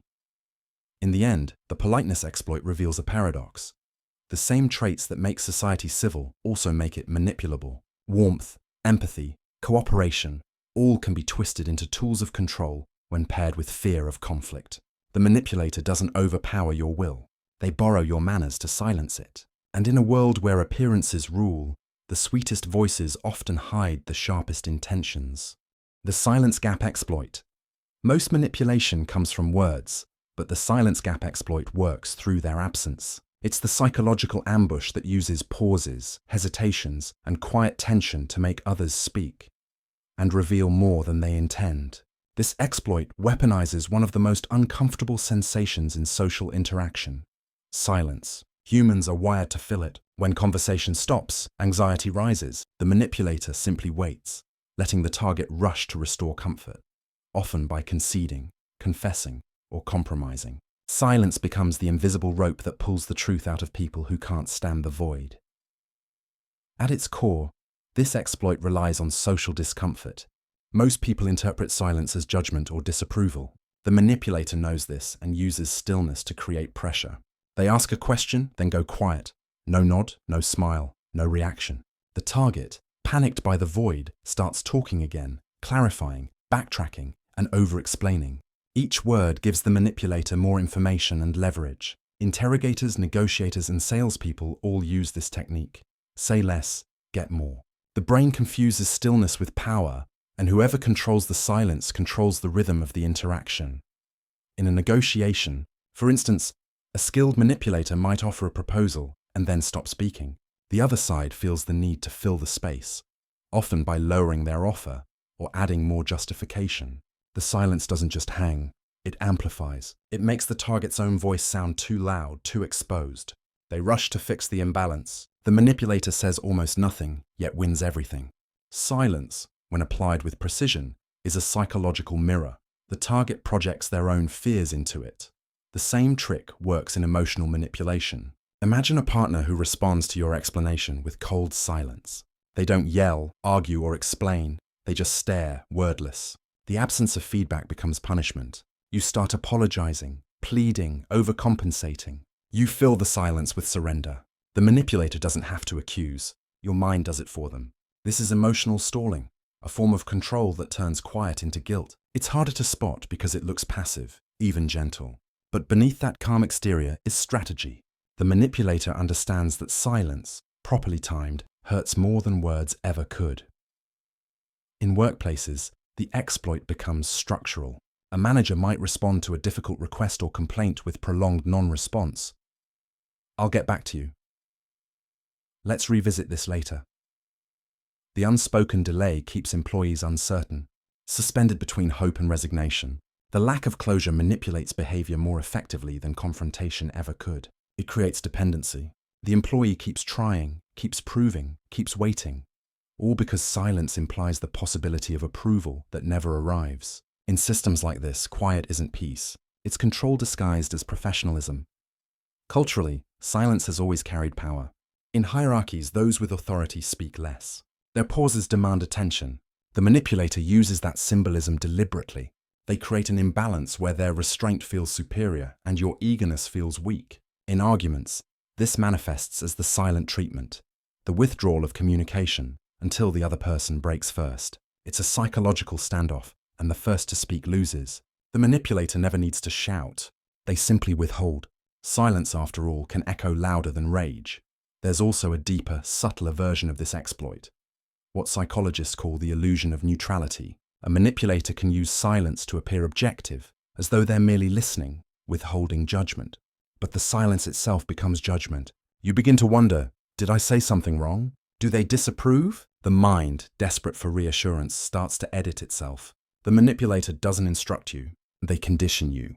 They shape your words, tone, and behavior until you become the one maintaining their comfort. Technology has made this exploit more pervasive than ever. Ghosting, delayed replies, seen messages left unanswered. All are digital versions of the silence gap. The waiting creates emotional pressure. You reread your messages, second-guess yourself, invent explanations.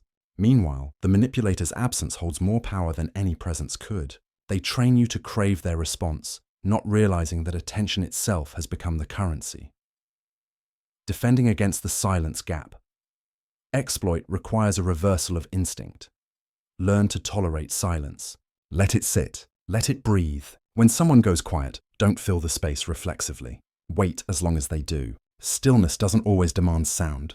Sometimes it demands patience. In negotiations, silence can be a shield rather than a weapon. In relationships, it can be a test, one that reveals who uses quiet for peace and who uses it for power. The silence gap. Exploit thrives on your discomfort with emptiness. The moment you learn to rest inside that emptiness, the manipulator loses their grip. Because silence itself is neutral, it only becomes control when one person fears it more than the other. The name drop exploit. Power doesn't always come from what you know. Sometimes it comes from who people think you know. The name drop exploit is the subtle art of borrowing credibility by association, attaching yourself to authority, fame, or influence to bypass skepticism. It works because humans are tribal thinkers. We instinctively trust those who appear connected to respected figures or institutions. When someone casually mentions, "I was talking to Dr. Harris about this," or, "when I worked with Tesla," your brain takes a shortcut. If they move in powerful circles, they must be competent too. The manipulator doesn't need to prove expertise. The illusion of proximity does it for them. At its heart, the exploit weaponizes status contagion. Just as a single drop of perfume can fill a room with scent, a single name can fill a conversation with implied legitimacy. The manipulator sprinkles these names strategically, never too often, never too directly, just enough to create the halo effect. You begin to treat them differently without realizing why. Respect deepens, skepticism fades, and criticism feels disrespectful. They don't demand authority, they borrow it. The mind does the rest, painting prestige where none exists. This trick thrives in professional and social environments alike. In business, people say, "Our investor knows someone at Google," or "We're in talks with someone from Harvard." Each statement signals credibility, even when the connection is vague or exaggerated. It's not a lie, it's implication dressed as truth. The manipulator relies on your unwillingness to question details that sound prestigious. Few people want to appear uninformed or rude by asking, "Wait, what exactly is your relationship with them?" So they nod, impressed, and the illusion solidifies. In conversation, the exploit works through rhythm and confidence. The manipulator doesn't boast. They casually mention names, as though such company is normal for them. Oh yeah, when I was at that dinner with Sam Altman, or I think Jordan mentioned that once. The casualness is the point. It frames influence as routine, turning what should be an extraordinary claim into an ordinary fact. You assume, if they're this comfortable dropping names, it must be true.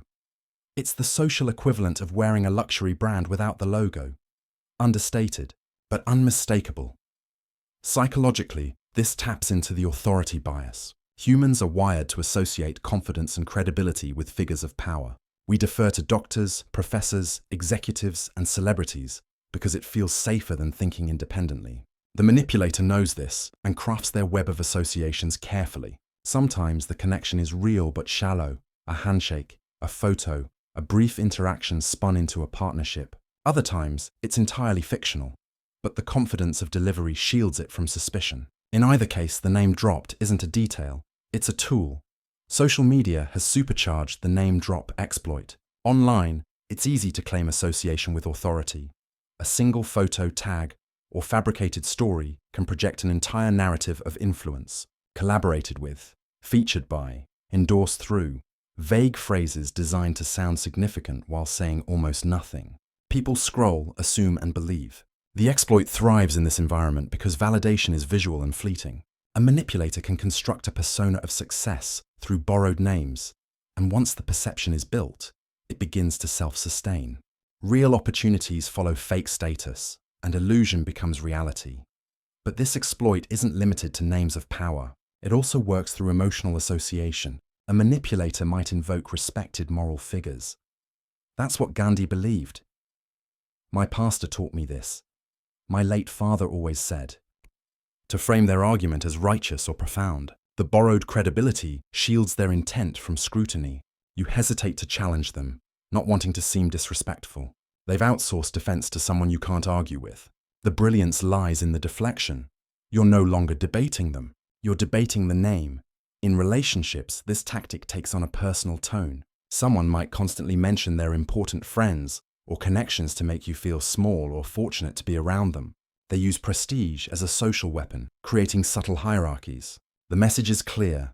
I know people who matter, and by extension, I matter more than you. You might not consciously believe it, but your behavior adjusts. You defer slightly more, question slightly less. That micro-adjustment is the manipulator's victory. Defending against the name drop exploit requires skepticism without cynicism. When someone invokes a name, ask for context. Oh, how do you know them? What project was that? If the story collapses under detail, the manipulation reveals itself. Genuine associations hold up under curiosity. False ones deflect it. Also, pay attention to frequency. Authentic confidence doesn't need to broadcast connections constantly. The more someone relies on borrowed prestige, the less they usually possess. The deeper lesson is that power doesn't only reside in possession, it resides in perception. The name drop exploit proves that authority is often an illusion built from suggestion and tone. People don't just follow leaders. They follow proximity to leaders. They don't seek truth, they seek validation. And the manipulator, with a handful of borrowed names and a practiced smile, builds entire reputations on that fragile human need to belong to something bigger than themselves. The whisper exploit. If confidence commands attention, the whisper exploit captures it through secrecy. It's the manipulation of curiosity, the illusion of intimacy turned into a weapon. The manipulator doesn't shout. They lean in. They lower their voice, create an atmosphere of trust, and make you feel like you're being invited into a private world, a place of forbidden knowledge, shared only with a chosen few. The brain interprets whispers as privilege. Whatever follows feels special, exclusive, valuable. That's why the whisper exploit works so effectively. It doesn't convince you to believe, it convinces you to belong. The foundation of this exploit lies in a psychological bias known as the information gap theory. When we sense that there's something we don't know, especially something secret, our minds become restless until the gap is filled. The manipulator doesn't even need to say much. They just have to imply that they could reveal something significant. I probably shouldn't be telling you this. Between us, don't repeat this, but each of these phrases acts like a spell. They create anticipation and lower defenses simultaneously. You lean closer, you want to know, and by the time you do, you're already invested. Not in the truth, but in the intimacy of receiving it. The whisper exploit works in every arena where information equals power. In workplaces, it starts as inside info. Someone claims to know what management really thinks or what the company will do next. Whether true or not, the effect is the same. People begin to treat the whisperer as an insider. Their influence grows without merit, because others crave proximity to supposed secrets. In politics, this becomes propaganda. They don't want you to know this. The truth they're hiding will shock you. The message spreads faster because secrecy feels rebellious, believing it makes you feel smart, awake, different. The exploit thrives on that feeling, the ego disguised as enlightenment. Social groups and friendships are fertile ground for this tactic. A manipulator sows division by whispering subtle judgments disguised as concern. I like her, but have you noticed? Or, don't tell anyone, but he said something weird about you. With that single whisper, trust fractures. The listener begins to see others through the manipulator's filter. The brilliance of this exploit is its stealth. It poisons connection while pretending to deepen it. You think someone confided in you because they trust you, when in reality, they've just recruited you into their control network. The whisperer doesn't spread truth. They spread influence. Emotionally, the exploit functions like a drug. The first whisper is thrilling. You feel chosen. The second builds dependency. You crave more. By the third, you're hooked, constantly seeking updates or validation from the same source. The manipulator controls your attention through selective disclosure, choosing what to reveal and when. They withhold as often as they share, creating a rhythm of curiosity and reward. Psychologists call this variable reinforcement, the same principle that keeps people addicted to gambling or social media. You never know when the next secret will drop, so you stay engaged. The silence between whispers becomes bait. In romantic relationships, this tactic transforms into emotional exclusivity. The manipulator creates a secret world shared only with you. Private jokes, hidden grievances, whispered confessions. It feels intimate, but it isolates you. They might say, "Don't tell anyone what we talk about." They wouldn't understand. That instruction sounds like trust, but functions as control. You stop sharing your perspective with others, and the manipulator becomes your sole emotional reference. Over time, this isolation ensures their version of reality replaces yours. You stop asking what's true and start asking what they think. The whisper exploit also drives conspiracy culture on a massive scale. Online echo chambers thrive on the illusion of secret knowledge. They're lying to you. Here's what really happened. These whispers of digital persuasion spread faster than verified information because they appeal to identity, not accuracy. To question them feels like betraying the tribe. To believe them feels like rebellion. The manipulator doesn't need evidence, only mystery. Once people feel like insiders, they'll defend the lie louder than they ever defended the truth. In professional manipulation, the whisper exploit can be used for character assassination. A single quiet comment, "I've heard he's hard to work with," can spread faster than any public accusation. Gossip operates under the illusion of intimacy, so it bypasses skepticism. The listener feels like they're receiving privileged information, not propaganda. By the time the truth catches up, the damage is already done. The whisperer stays clean because whispers leave no fingerprints. Defending against this exploit requires resisting the emotional high of being in the know. Ask yourself, who benefits if I believe this? Why am I being told this in secret? If the answer involves controlling perception, dividing people, or amplifying ego, step back. Genuine trust doesn't require secrecy. It requires transparency. True allies share openly, not strategically. The whisper exploit is perhaps the most elegant form of manipulation because it hides behind the illusion of closeness. It flatters the listener, rewards curiosity, and feeds insecurity, all while keeping the manipulator invisible. But remember this, real truth doesn't need to whisper, only lies do. The guilt trade exploit.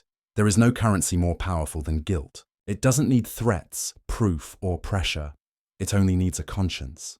The guilt trade exploit manipulates morality itself, turning decency into debt. The manipulator doesn't demand compliance outright. They make you want to comply, to make things right, to be a good person, to not let them down. It's a quiet, corrosive tactic that transforms empathy into leverage. While most forms of manipulation rely on fear or desire, this one relies on your integrity. It convinces you that resistance equals cruelty. At its core, the exploit works because guilt distorts perception. When someone makes you feel responsible for their emotions or struggles, the balance of power shifts. They say, "After everything I've done for you, I can't believe you treat me like this," or "You've really hurt me." Each line transfers emotional weight onto your shoulders. You start to feel like the villain in a story you didn't write. The manipulator no longer needs to justify their demands. They just need to make you feel bad for not fulfilling them. And because guilt seeks relief, you comply. You apologize, agree, or sacrifice to restore harmony. But harmony built on guilt isn't peace, it's surrender. The brilliance of the guilt trade exploit is its disguise. It rarely looks malicious. It often wears the face of love, friendship, loyalty, or duty. A parent says, "I gave up everything for you," and suddenly their adult child feels obligated to obey. A friend sighs, "I guess I just care more than you do," and the listener rushes to prove otherwise. A partner whispers, "If you really loved me, you'd do this," and love turns into blackmail. Guilt works because it feels moral. The manipulator doesn't appear cruel, they appear hurt. And most people would rather feel used than feel cruel. Psychologists refer to this as emotional transference. It's when someone projects their feelings onto you until you start to carry them as your own. The manipulator's sadness becomes your fault, their disappointment your failure. You start solving problems that aren't yours, apologizing for things you didn't cause. Over time, guilt replaces agency. You make choices not out of desire or logic, but to avoid disapproval. It's an invisible leash, one that tightens every time you try to pull away.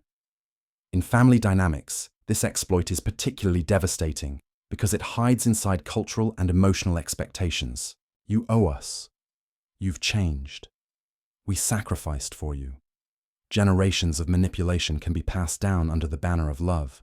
The guilt becomes inherited, woven into identity. Children grow into adults who measure self-worth by how well they serve others' emotional needs. It's not obedience anymore, it's moral conditioning. In workplaces, guilt appears as obligation disguised as opportunity. You're part of the family. Here, we're counting on you. Don't let the team down. These statements sound motivating, but are designed to blur the line between professional responsibility and emotional debt. Once guilt enters the equation, boundaries dissolve. Overtime becomes loyalty. Silence becomes gratitude. Burnout becomes proof of dedication. The manipulator doesn't have to demand sacrifice. They simply make you feel ashamed for needing rest. In relationships, guilt becomes emotional blackmail. A manipulator may alternate between victimhood and affection to keep you tethered. They'll cry when you set boundaries, reminisce when you try to leave, and remind you of past kindness whenever you assert yourself. After everything I've done for you, you're abandoning me when I need you most. The message is clear. Love means obedience. Refusal means cruelty. The victim begins to confuse guilt with responsibility, and that confusion becomes the cage. There's a darker variant called collective guilt, often used by groups, ideologies, or institutions. It convinces individuals that they are personally responsible for the suffering of others, and that redemption lies in submission. If you don't support this, you're part of the problem. If you question this, you're complicit. The manipulator moralizes control, transforming dissent into sin. This makes opposition emotionally impossible. People surrender not because they believe, but because they can't bear the shame of not believing. Defending against the guilt trade exploit begins with one truth. Guilt is not proof of wrongdoing. It's only proof of caring. Manipulators prey on caring hearts because empathy makes people pliable. The solution isn't to harden yourself, but to separate compassion from obligation. Ask, is this guilt teaching me to grow or to serve? Does this person want resolution or control? Healthy relationships use guilt as feedback, not leverage. When someone uses it to extract compliance, they're not seeking connection, they're seeking dominance. The guilt trade exploit endures because it turns your virtues against you. Your kindness becomes your weakness. Your empathy becomes your leash, and your conscience, that small voice urging you to do right, becomes their echo. But guilt, like any debt, only has power if you agree to pay it. The moment you stop treating emotions as currency, the trade collapses. The as-if normal exploit, some of the most dangerous manipulations, don't shock you, they lull you. The as-if normal exploit is the psychological art of introducing something unacceptable, unethical, or abnormal so casually and confidently that it feels ordinary. Instead of arguing for approval, the manipulator behaves as if approval already exists. They don't ask, "Is this okay?" They act like it is. The brain, wired to follow social cues and patterns, adapts to the assumption. Resistance weakens because humans rarely question what others treat as normal. The exploit works not by persuasion, but by pretense. This is how boundaries are softened, not through confrontation, but through normalization. The manipulator sets the tone of, "This is just how things are done," and you subconsciously align. It begins small. A coworker cuts corners, a friend mocks someone cruelly, a partner crosses a line. You feel the discomfort. The tiny spark of this isn't right, but you look around and no one else reacts. The manipulator shrugs, smiles, continues. The act repeats. Eventually, what once felt wrong starts to feel routine. That's the exploit's brilliance. It rewires morality through repetition and calm. Psychologists call this social proof and normalization bias. When people are unsure how to interpret a situation, they mirror the behavior of others. The manipulator exploits this uncertainty. By behaving confidently within their chosen framework, no matter how unethical, they signal that resistance is unnecessary. Everyone does it. It's not a big deal. That's just how it works. Each phrase plants a seed of resignation. The longer you're exposed to the illusion, the more your brain conforms. Discomfort transforms into acceptance, not because you agree, but because you've adapted. The as-if normal exploit governs far more of daily life than we realize. In workplaces, it justifies exploitation. We all work unpaid overtime here. In families, it sustains dysfunction. That's just how dad is. In politics, it enables corruption. That's just how the system works. Each statement erases the line between tolerance and complicity. The manipulator doesn't demand loyalty. They normalize compliance. You stop seeing the harm, not because it vanishes, but because it becomes familiar. Evil doesn't always announce itself with fire and noise. Sometimes it whispers, "Relax. This is how it's always been." The exploit functions on a cognitive shortcut called desensitization. The brain, overwhelmed by repeated exposure to discomfort, begins to numb itself. What initially triggered moral tension starts to feel safe simply because it's constant. Manipulators thrive in this psychological fog. They escalate gradually, pushing boundaries millimeter by millimeter until the abnormal becomes invisible. A toxic partner might begin with jokes that sting, then insults that hurt, then control that suffocates. And each step feels tolerable because the last one prepared you. By the time you notice, normal has been rewritten in their image. The as-if normal exploit also powers propaganda and groupthink. When institutions or influencers repeat a message long enough and confidently enough, it transforms from opinion into common sense. "It's just reality," they'll say, as if facts have been settled by tone alone. The repetition blurs awareness until questioning the narrative feels eccentric or even dangerous. History's worst injustices didn't start as atrocities. They started as new normals, policies, customs, rules, introduced casually until society adapted. The manipulator doesn't conquer, they condition. In personal interactions, this exploit can appear deceptively small, but deeply corrosive. A friend might consistently invade your privacy and laugh it off. "Relax. I always do this." A coworker might gossip cruelly while insisting, "We're just joking." Each time you let it slide, your silence validates their reality. Eventually, their comfort defines your boundaries. The as-if normal exploit turns collective agreement into an unspoken prison. Everyone knows it's wrong, but everyone pretends it's fine. The danger lies in its subtlety. There's no argument to refute, no demand to reject, only behavior to adapt to. The manipulator never gives you a moment to say no, because they never acknowledge that a choice exists. You're swept into the current of their assumed normality. That's why this exploit is so insidious. It replaces decision with drift. People don't wake up one morning complicit. They just stop noticing.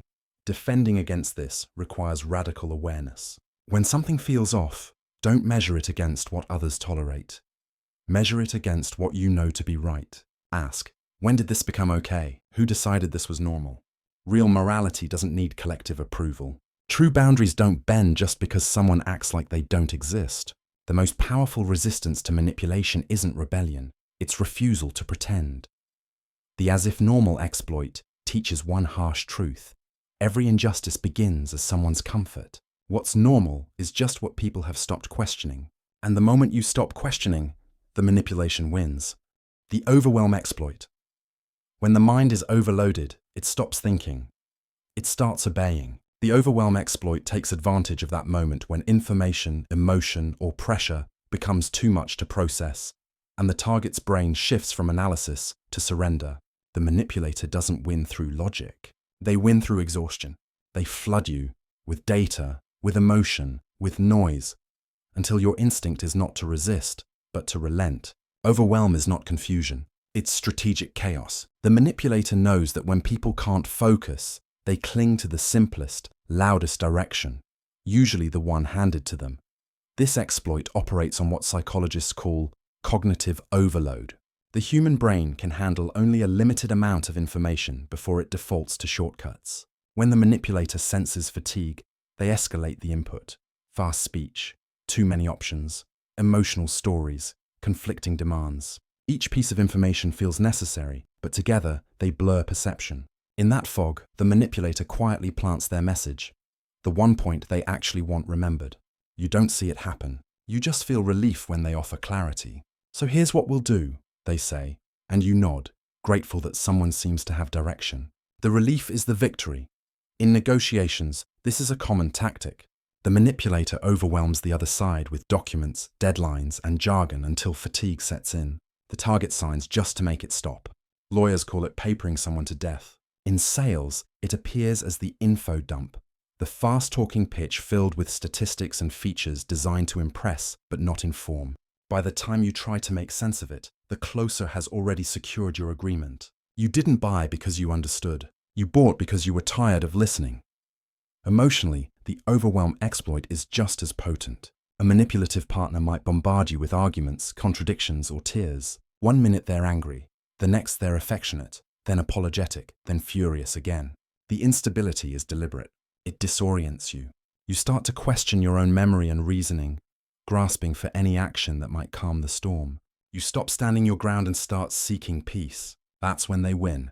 Not by proving a point, but by exhausting your will to fight. Emotional fatigue becomes compliance. In workplaces, overwhelm becomes institutional.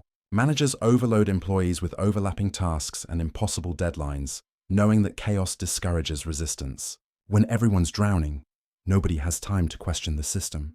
The manipulator hides incompetence behind busyness, masking exploitation as productivity.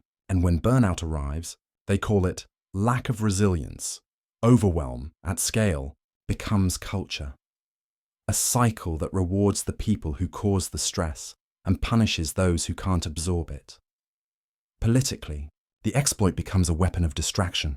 Governments or media outlets flood the public with a storm of conflicting narratives, scandals, and crises. People stop distinguishing lies from truth. They just stop caring. It's known as information saturation, and it's devastatingly effective. When every headline screams urgency, real issues dissolve into background noise. Citizens become spectators instead of participants. Manipulators don't hide information. They drown it. The truth isn't buried. It's buried alive under too much of everything. Even technology leverages this exploit. The endless scroll of social media, the constant notifications, the algorithmic bombardment, all designed to fragment focus. You think you're choosing what to consume, but you're reacting to stimuli engineered to keep you overstimulated. The manipulator here isn't a single person. It's the system itself. Attention becomes diluted, time evaporates, and autonomy erodes quietly. When everything demands your attention, nothing truly receives it. And that void is where control seeps in. The psychology behind the Overwhelm exploit is simple. Humans crave closure. The brain wants to tidy chaos, to make sense of overload. Manipulators exploit this by positioning themselves as the solution to the problem they created. It's too complicated, they'll say. Just trust me. And you do. Not because you believe them, but because you're too drained not to. Relief masquerades as trust, and submission disguises itself as choice. Defending against this exploit means learning to pause before reacting, to step out of the storm rather than trying to organize it. When you feel overwhelmed, recognize that clarity is impossible in that state. Silence the noise even briefly, walk away, ask, what am I actually being asked to do? The manipulator's control evaporates when you refuse to play at their pace. Their weapon is urgency. Your defense is patience. The Overwhelm exploit reveals one of the most uncomfortable truths about human psychology.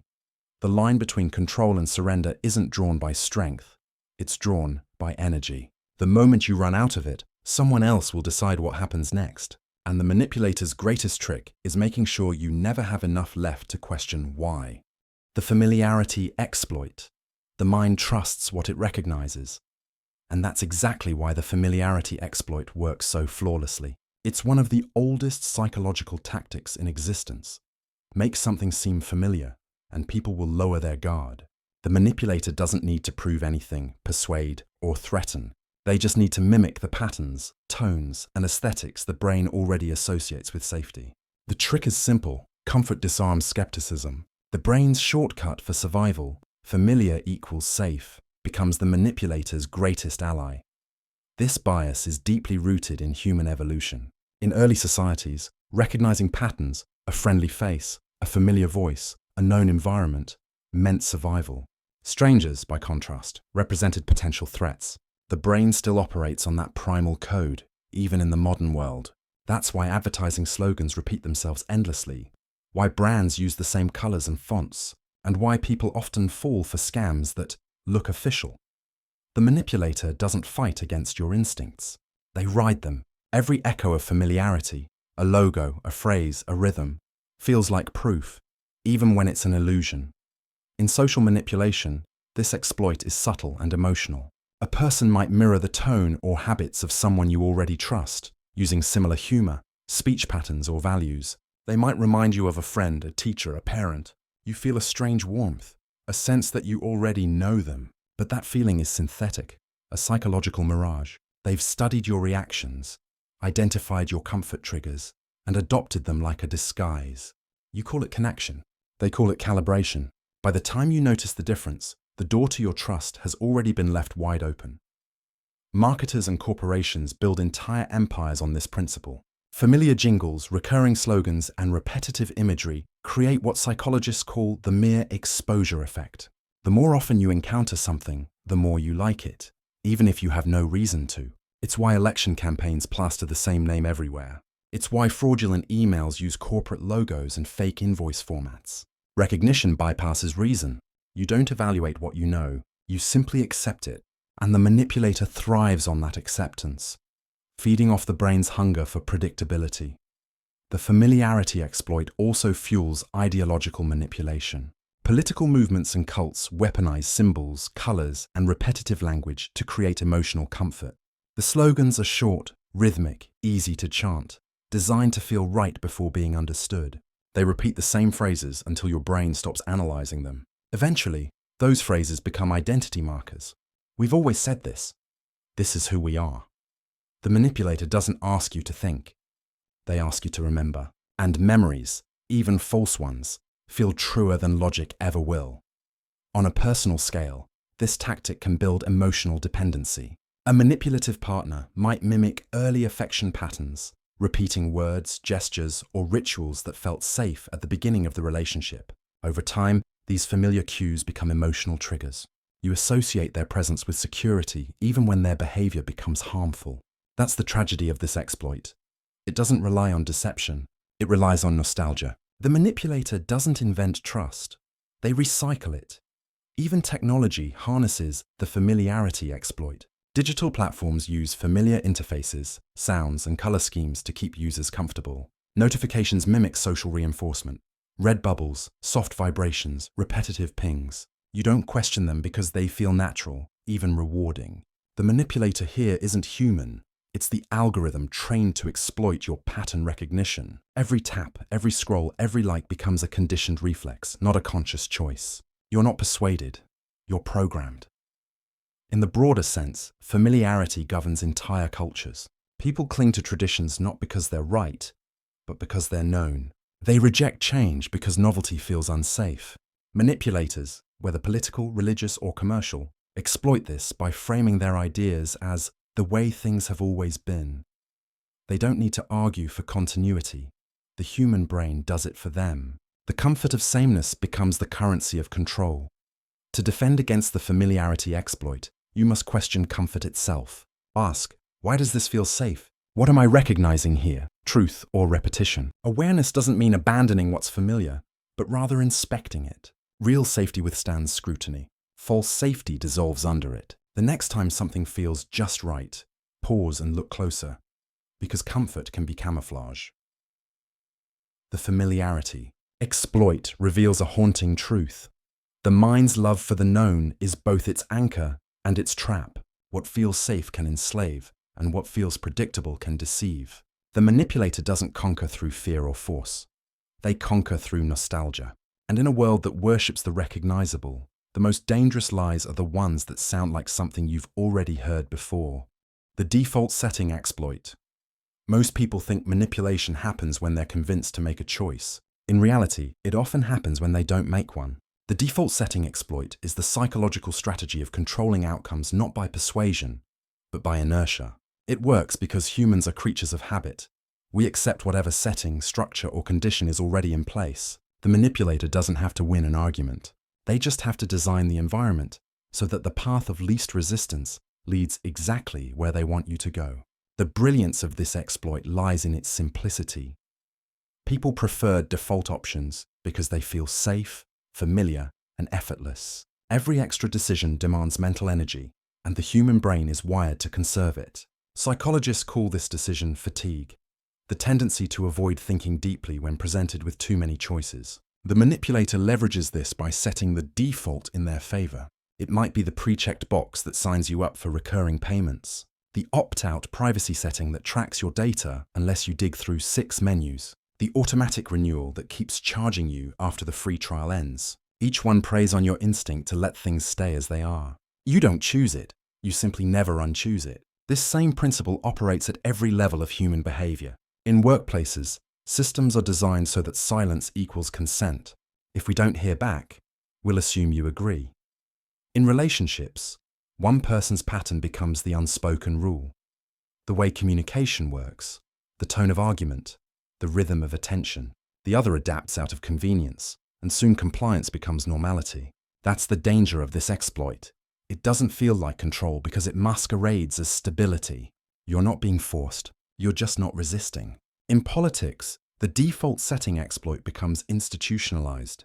Policies are written with opt-in rights that most citizens never activate. Voter registration systems, privacy laws, tax deductions, all structured around inaction. The manipulator knows most people will never take the extra step, so the default quietly determines reality. This is how influence hides in plain sight. True power doesn't always need to command. Sometimes it just needs to configure. Cognitive science explains this through status quo bias, our tendency to prefer existing conditions over new ones, even when change would benefit us. The brain perceives change as risk and familiarity as safety. Manipulators use this to build invisible cages that people defend as comfort zones. The walls aren't real. They're routines, habits, and assumptions. A boss doesn't have to forbid dissent if employees have learned that speaking up is not how we do things here. A government doesn't have to censor ideas if people have already trained themselves to avoid discomfort. The exploit thrives wherever conformity feels easier than curiosity. Digital life amplifies this tactic to perfection. Tech companies design ecosystems where the defaults silently shape behavior. Autoplay keeps you watching. Push notifications keep you checking. Recommendation algorithms nudge you deeper into your preferences. You think you're exploring, but you're orbiting a preset loop. The manipulator doesn't need to persuade. They just need to keep you too comfortable to change the settings. You surrender your agency, one default at a time. The default setting exploit also operates in morality and culture. This is just how things are. This is how everyone does it. This is the tradition. These statements, repeated over generations, transform arbitrary customs into sacred truths. Entire societies can be manipulated by never questioning the default values they inherited. When injustice hides inside normalcy, even good people defend it unconsciously. The manipulator doesn't impose oppression. They inherit it and call it heritage. To resist this exploit, awareness must replace autopilot. Every standard option deserves scrutiny. Ask, who decided this default? Who benefits if nothing changes? If the answer isn't you, the system was designed for someone else's convenience. Real freedom doesn't begin when you make a choice. It begins when you notice which choices have already been made for you. The default setting exploit is proof that control doesn't always shout. Sometimes it hums quietly in the background, disguised as normal life. The manipulator doesn't force obedience. They engineer it through ease, and the hardest prisons to escape are the ones that feel like home. The one more step exploit.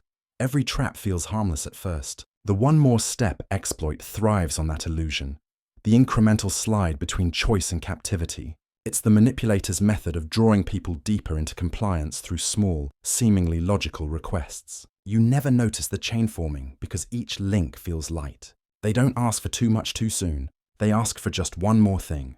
The genius of this exploit is that it disguises commitment as continuation. You're never deciding to surrender. You're just taking one more step.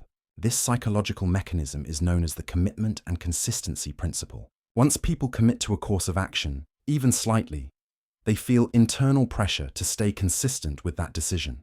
The manipulator leverages this by creating a sequence of incremental asks, each justified by the last. You've already done so much. Can you just finish this part? We're almost there. Just one more thing. You've come too far to stop now. These phrases reframe entrapment as progress.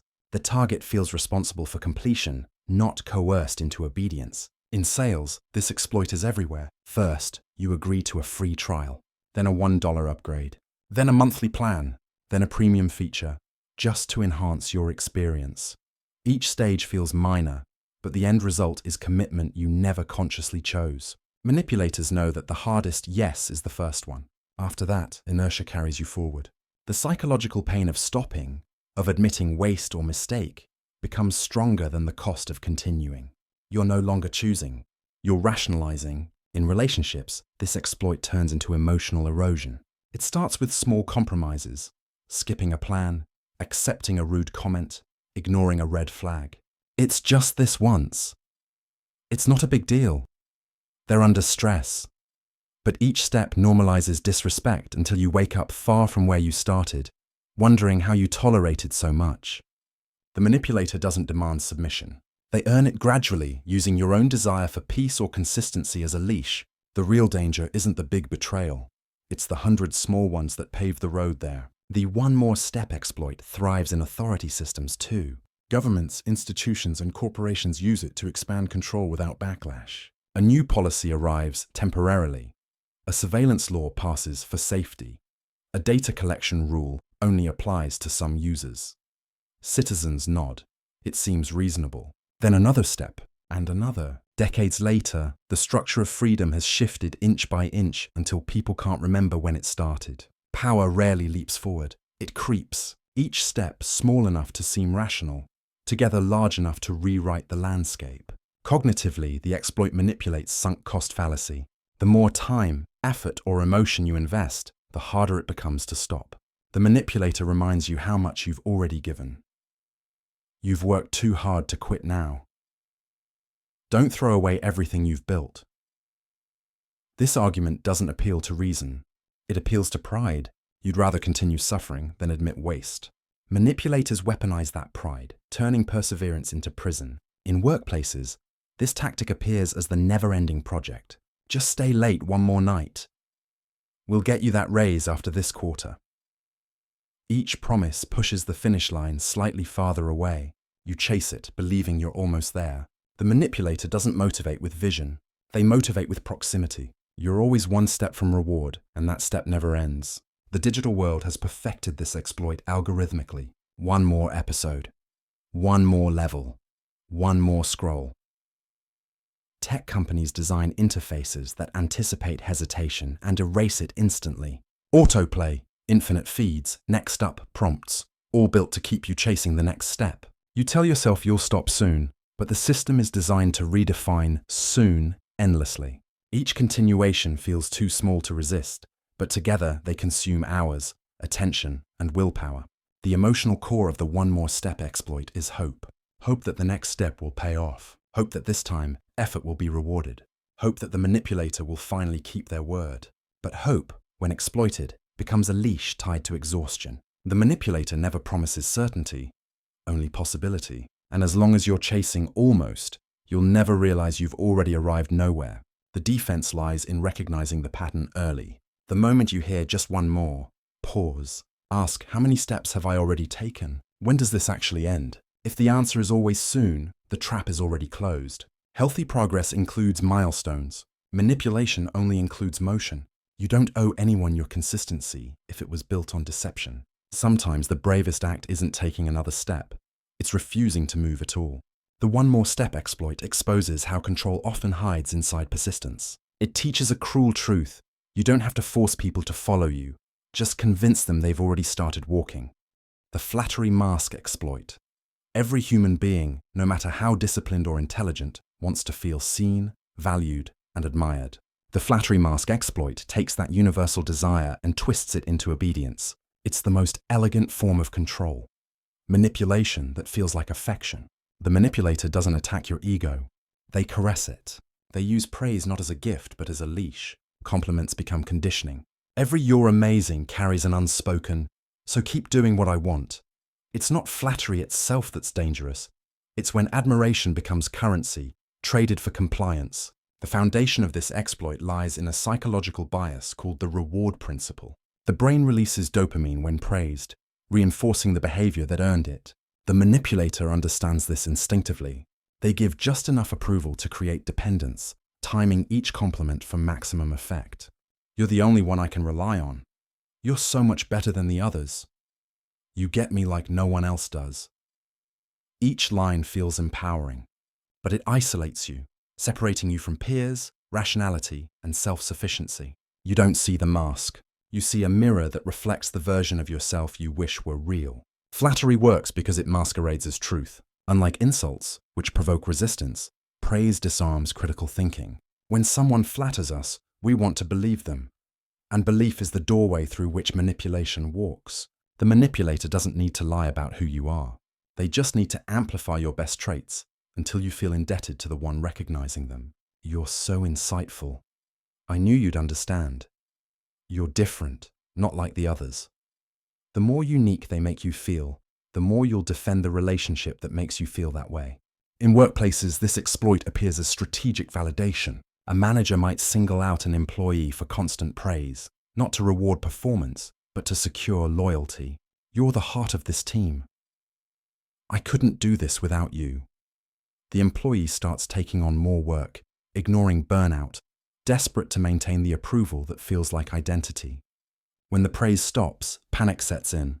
They'll work harder, trying to earn back the warmth. That's the trap, praise as control.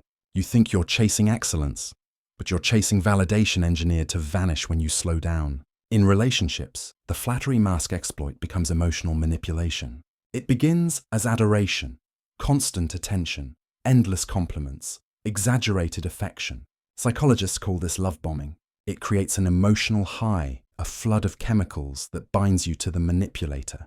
You feel chosen, extraordinary. Then slowly, the flattery fades. The manipulator withdraws the affection that once defined your worth. Suddenly, you're chasing it, working to win back what was never real. Every kind word becomes a hook, every silence a punishment. You're not in love, you're in training. Politically and socially, the same mechanism shapes mass influence. Leaders and influencers use flattery to fuse identity with ideology. We're the intelligent ones. We're the real patriots. You're part of the enlightened few. The crowd feels elevated, special, and in that pride lies control. Once people see themselves as exceptional, they'll ignore contradictions, justify hypocrisy, and attack dissenters. The manipulator doesn't have to enforce loyalty. The flattered will enforce it themselves. Collective ego becomes the cage no one sees. Even brands and algorithms use this tactic. Personalized recommendations, smart analytics, curated just for you. All modern forms of flattery. The system learns your habits and feeds your reflection back to you until you're addicted to recognition. It doesn't just tell you what you want. It tells you who you are. You have great taste. You're a trendsetter. Each data-driven compliment keeps you scrolling, spending, and surrendering more of yourself. The manipulator doesn't exist in flesh and blood anymore. It lives in the code that flatters your identity until you stop questioning it. The emotional core of this exploit is dependency. Once you start deriving worth from someone else's admiration, they own the switch that turns it off. The The manipulator rarely overpraises forever. They use scarcity of validation to increase its value. Compliments become a drug rationed carefully to maintain craving. You've changed. You're not as focused as before. I miss the old you. The praise that once lifted you now keeps you on a leash, each withdrawal creating deeper submission. Defending against the flattery mask exploit doesn't mean rejecting kindness. It means observing intention. True praise uplifts without expectation. Manipulative flattery always comes with a silent clause. Keep being who I need you to be. Ask, does this compliment free me or bind me? If your self-worth depends on another's approval, you're not being appreciated, you're being trained. The flattery mask exploit exposes the most seductive form of control, the kind that feels good. It reminds us that not every smile is sincere, not every admirer is an ally, and not every mirror reflects truth. Because when flattery wears a mask, it doesn't feed your confidence, it feeds your captivity. The bystander exploit. This is one of the most chilling manipulations in human psychology. The art of doing nothing and getting away with everything. The bystander exploit weaponizes group passivity, turning silence into complicity. It's not about persuading people to act. It's about persuading them not to. When everyone assumes someone else will intervene, no one does. When everyone waits for permission to react, wrongdoing thrives in plain sight. The manipulator doesn't need power. They just need the paralysis of the crowd. This phenomenon is built on what psychologists call diffusion of responsibility. The more witnesses there are to an event, the less likely any individual is to act, because each person assumes someone else will take responsibility. Manipulators exploit this invisible contract of inaction. They commit harm publicly, knowing the crowd will freeze, staring, whispering, recording, but rarely interfering. The silence of many becomes the shield of one, and when the moment passes, the witnesses justify their inaction. I didn't want to get involved. It wasn't my place. I thought someone else would help. Those words don't absolve guilt. They confirm the exploit's success. In everyday life, this manipulation plays out in subtle, corrosive ways. A bully dominates a workplace, and everyone stays quiet because HR should handle it. A superior crosses boundaries, and co-workers look away because it's not our business. A friend says something cruel, and no one speaks up because we don't want drama. Each silence builds an environment where abuse can flourish unchallenged. The manipulator understands that fear of conflict is stronger than moral conviction, so they rely not on authority, but on collective hesitation. Social media has amplified this exploit to monstrous proportions. People witness injustice from behind screens, violence, harassment, humiliation. And their first instinct isn't to intervene, but to observe, share, and move on. Outrage becomes performance, not action. The manipulator doesn't care if people are angry. They care that no one does anything. In the digital age, visibility often replaces accountability. The more people see, the less anyone feels responsible. History is full of moments where the bystander exploit decided fates. Entire regimes, movements, and atrocities relied not on mass belief, but on mass silence. Ordinary people watched extraordinary evil unfold, paralyzed by fear, confusion, or social conformity. The manipulator doesn't always look like a dictator. Sometimes they're just the person bold enough to act in a room full of people too polite to stop them. Evil doesn't always overpower good. It outlasts it through inaction. In psychology, this paralysis is compounded by pluralistic ignorance, the assumption that if no one else is reacting, then maybe the situation isn't as bad as it seems. The manipulator counts on this. By acting confident and unbothered, they create a false atmosphere of normalcy. The observers mirror that calm, and the moment of moral intervention slips away.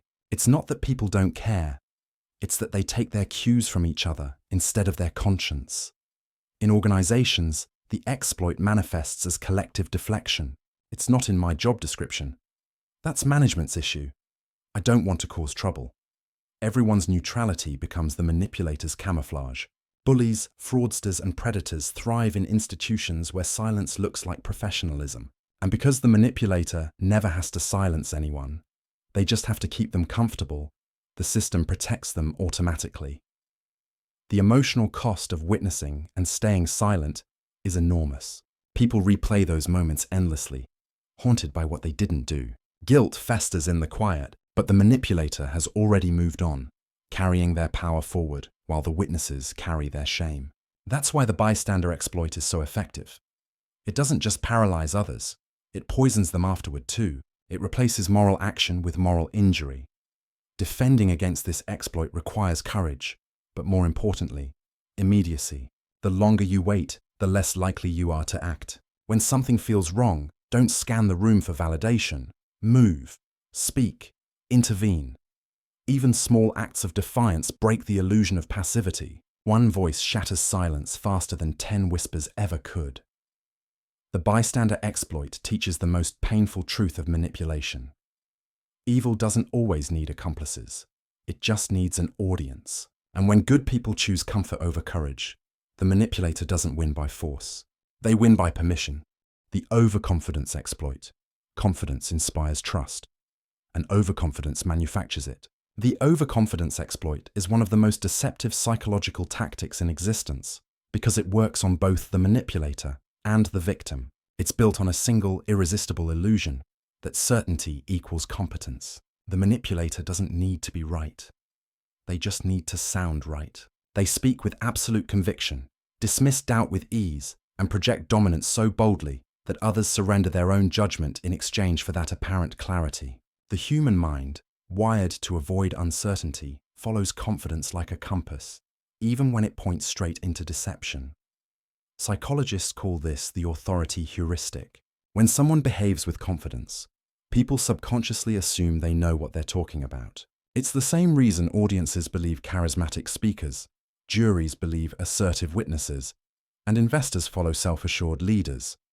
Confidence feels safe. The manipulator exploits that instinct, constructing a mask of certainty so thick that questioning it feels awkward or even foolish. He seems so sure. She must know something I don't. They've got everything under control. These thoughts silence skepticism before it even begins. In leadership, this exploit becomes a superweapon. Overconfident managers and executives often climb higher, not because they're more capable, but because they project more conviction. They dominate meetings, speak louder, interrupt more, and make decisive, often reckless calls. Their followers mistake momentum for mastery. When the truth finally surfaces, it's usually too late. Morale is broken, resources are wasted, and trust is gone. But the manipulator remains standing, still radiating false certainty. Because people prefer confident failure over hesitant truth.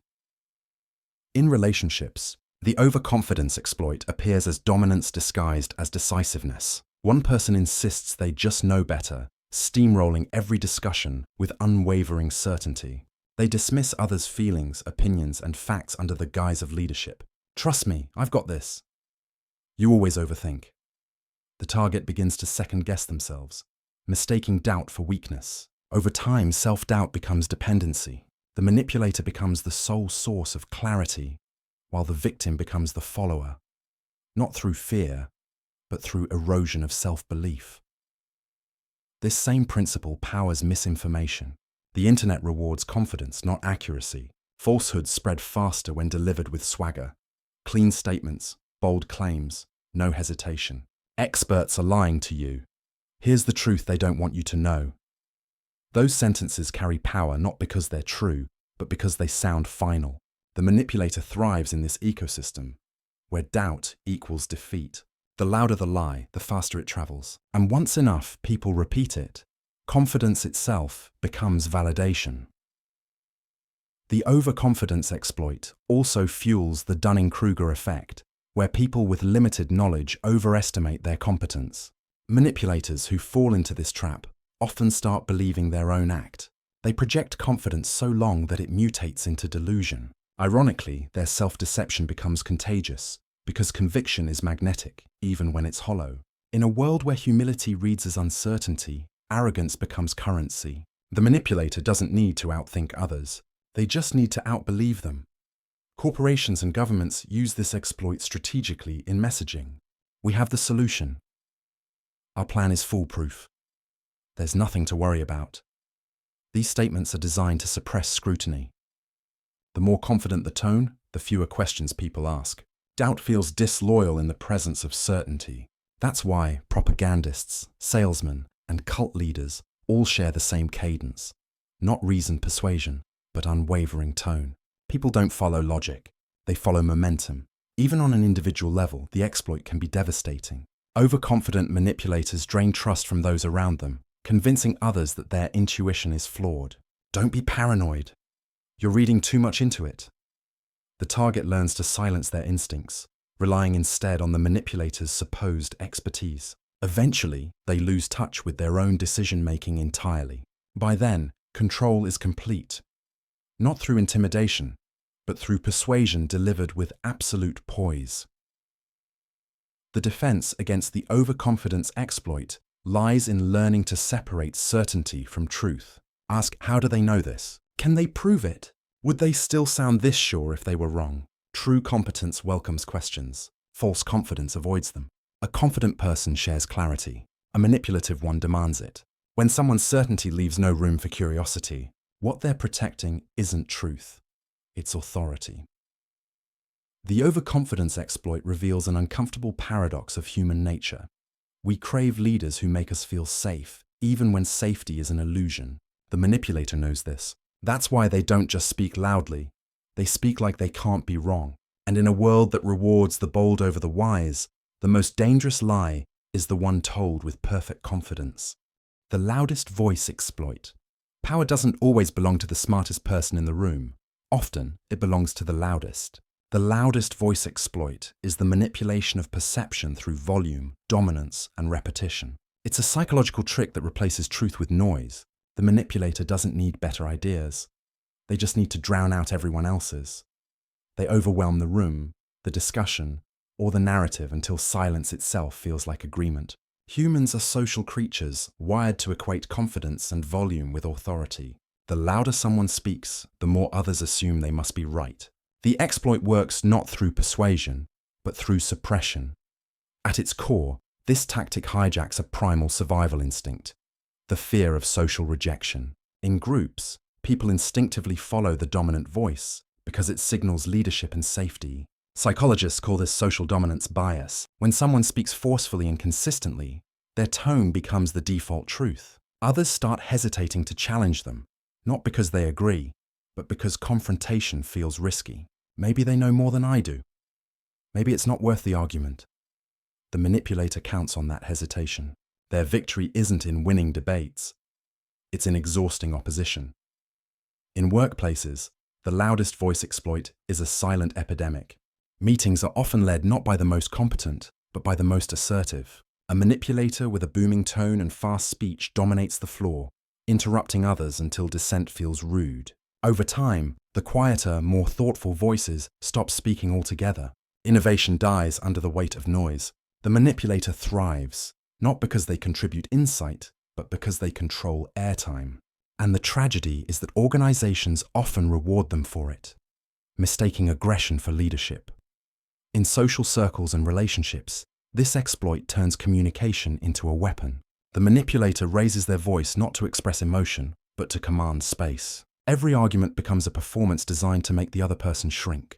When someone yells, the brain perceives danger and the body enters submission mode. Heart rate spikes, rational thought shuts down, and the urge to calm the situation takes over. The manipulator uses this biological reaction to their advantage. You end up apologizing, agreeing, or backing down, not because they're right, but because your nervous system is tired of the volume. Politicians and public figures use the loudest voice exploit masterfully. They repeat the same phrases over and over, louder each time, until repetition itself becomes reality. Say it enough, and people will believe it. Propagandists, demagogues, and influencers understand that the brain equates familiarity with truth. The more often we hear something, especially with confidence and volume, the more we mistake it for fact. Noise becomes narrative, and when the loudest voice dominates the airwaves, truth doesn't need to disappear. It just needs to be drowned. This exploit thrives in the modern attention economy. Social media rewards outrage, volume, and speed. The loudest posts, the angriest takes, the boldest opinions, they all rise to the top of algorithms. The manipulator doesn't have to be correct. They just have to be heard first and most often. People who might otherwise think critically are swept along by momentum. The attention cycle becomes a battlefield where silence equals invisibility. Those who value nuance get buried under those who weaponize noise. Psychologically, this tactic exploits emotional contagion. Emotions, especially strong ones like anger or certainty, spread rapidly in groups. The manipulator amplifies tone until the crowd mirrors it, shouting back, cheering, agreeing. Not because of reason, but resonance. In that chaos, logic fades. The loudest voice doesn't just dominate others, it creates them. People start echoing it, adopting its language and emotion as their own. What began as manipulation becomes culture. In one-on-one interactions, the exploit can be even more insidious. The manipulator uses tone escalation to condition submission. They yell, the victim yields. Next time, they raise their voice earlier, shortening the argument cycle. Eventually, the victim learns to preemptively comply, to avoid the noise before it starts. The manipulator doesn't even need to shout anymore. The memory of their volume does the work. That's how dominance transforms from behavior into atmosphere. The defense against the loudest voice exploit is composure, not counter-volume. Staying calm under noise is the ultimate act of resistance. Silence, when used intentionally, can neutralize chaos. Instead of shouting back, slow your speech, lower your tone, and ask clear, specific questions. Can you prove that? Why do you think that's true? Loudness feeds on reaction. Calmness starves it. True authority doesn't need to shout. It resonates. The loudest voice exploit reveals a grim truth about human perception. We often mistake noise for knowledge and dominance for direction. The manipulator knows that most people won't check facts if the delivery feels powerful enough. But power without truth is just volume. And volume, no matter how deafening, doesn't make a lie any less hollow. The Scarcity exploit. Nothing earns sympathy, trust, or forgiveness faster than pain. And that's exactly what makes it so dangerous in the hands of a manipulator. The Scarcity exploit is the calculated use of past suffering to gain emotional leverage. The manipulator weaponizes their wounds, real or exaggerated, to create a moral debt in others. You don't know what I've been through. After everything I've survived, you're treating me like this. These phrases sound vulnerable, but they're not always pleas for empathy. Sometimes they're tools for control. At its heart, this exploit feeds on the human instinct to comfort and protect. When someone shares pain, the listener's guard drops. Compassion floods in and judgment fades. The manipulator knows this and shapes their narrative carefully. A story of injustice, betrayal, trauma, all designed to establish emotional dominance. Once they occupy the role of the wounded, they gain the moral high ground. You can't challenge them without looking cruel. You can't set boundaries without feeling guilty. You can't walk away without becoming the villain in their tragedy. Psychologists call this dynamic victimhood manipulation, the act of using suffering as social currency. Unlike genuine vulnerability, which seeks understanding, this form of storytelling seeks control. The manipulator learns that pain is persuasive. It justifies their behavior, excuses their flaws, and silences opposition. I'm not angry. I'm hurt. I only act this way because of what I've been through. Each phrase shifts accountability away from them and onto you. Instead of facing consequences, they demand compassion. And because decent people rarely deny empathy, the trap works almost every time. In relationships, this exploit can turn into emotional blackmail. A partner brings up past trauma every time they're confronted. Arguments dissolve into pity. You stop expressing your needs because you don't want to trigger them. Their pain becomes your leash. The manipulator doesn't ask for love.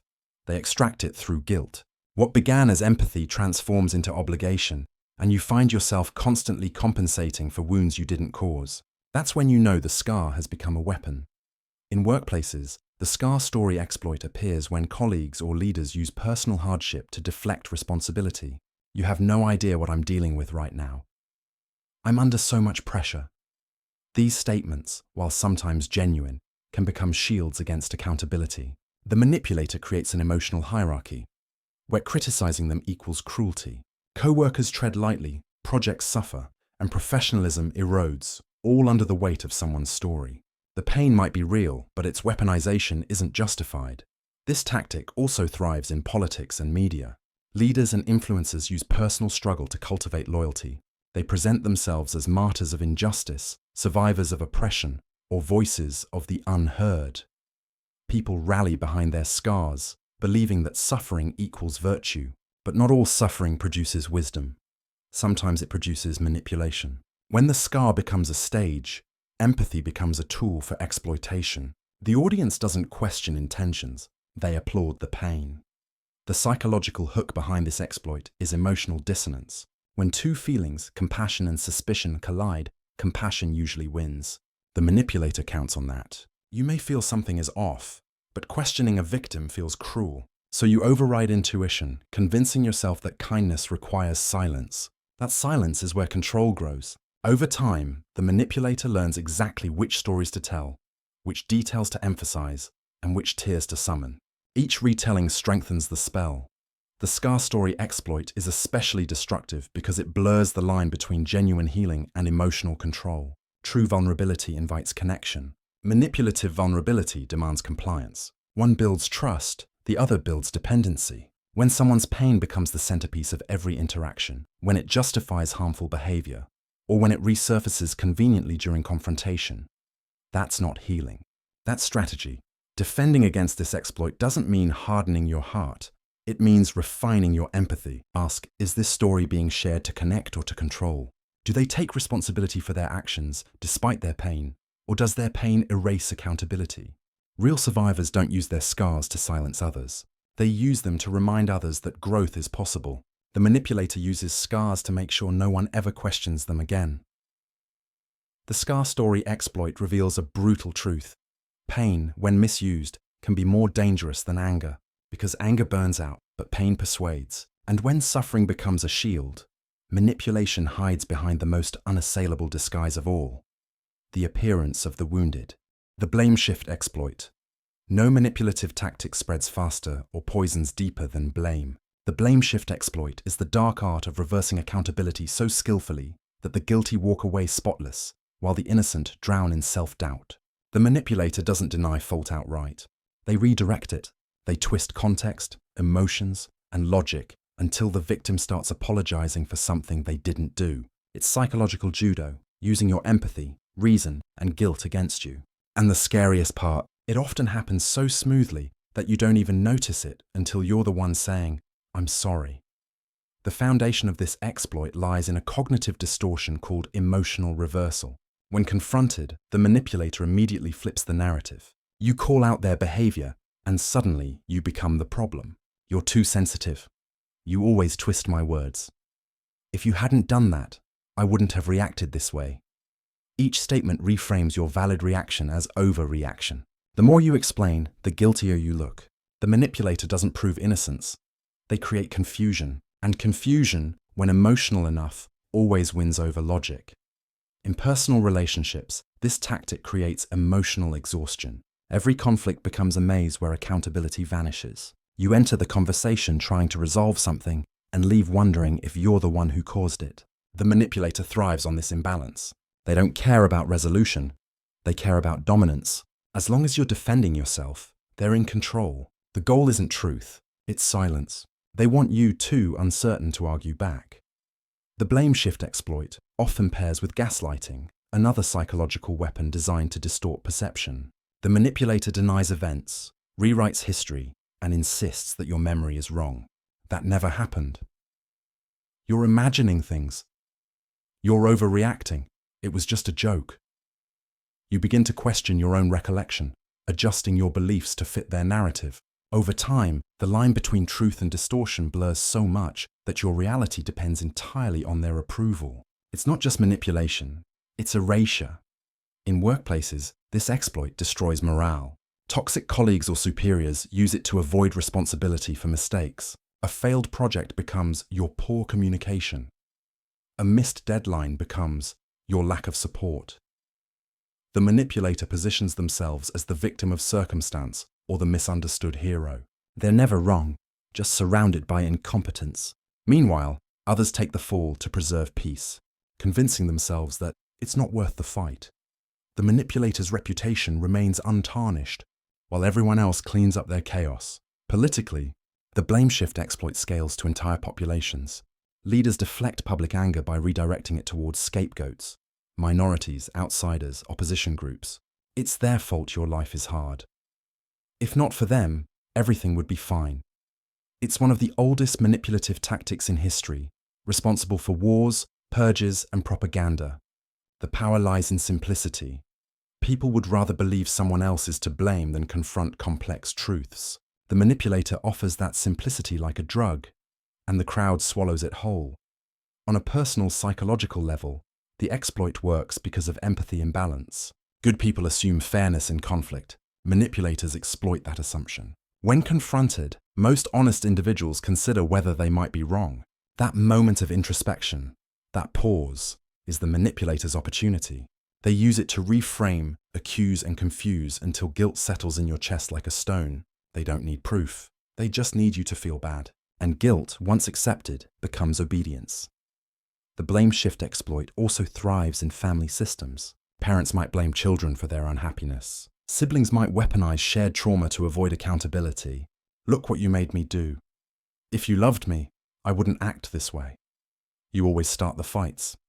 Each statement trains the victim to carry responsibility for everyone's emotions. The manipulator doesn't want harmony. They want control through guilt. Once you believe you're the cause of others' pain, they own your behavior.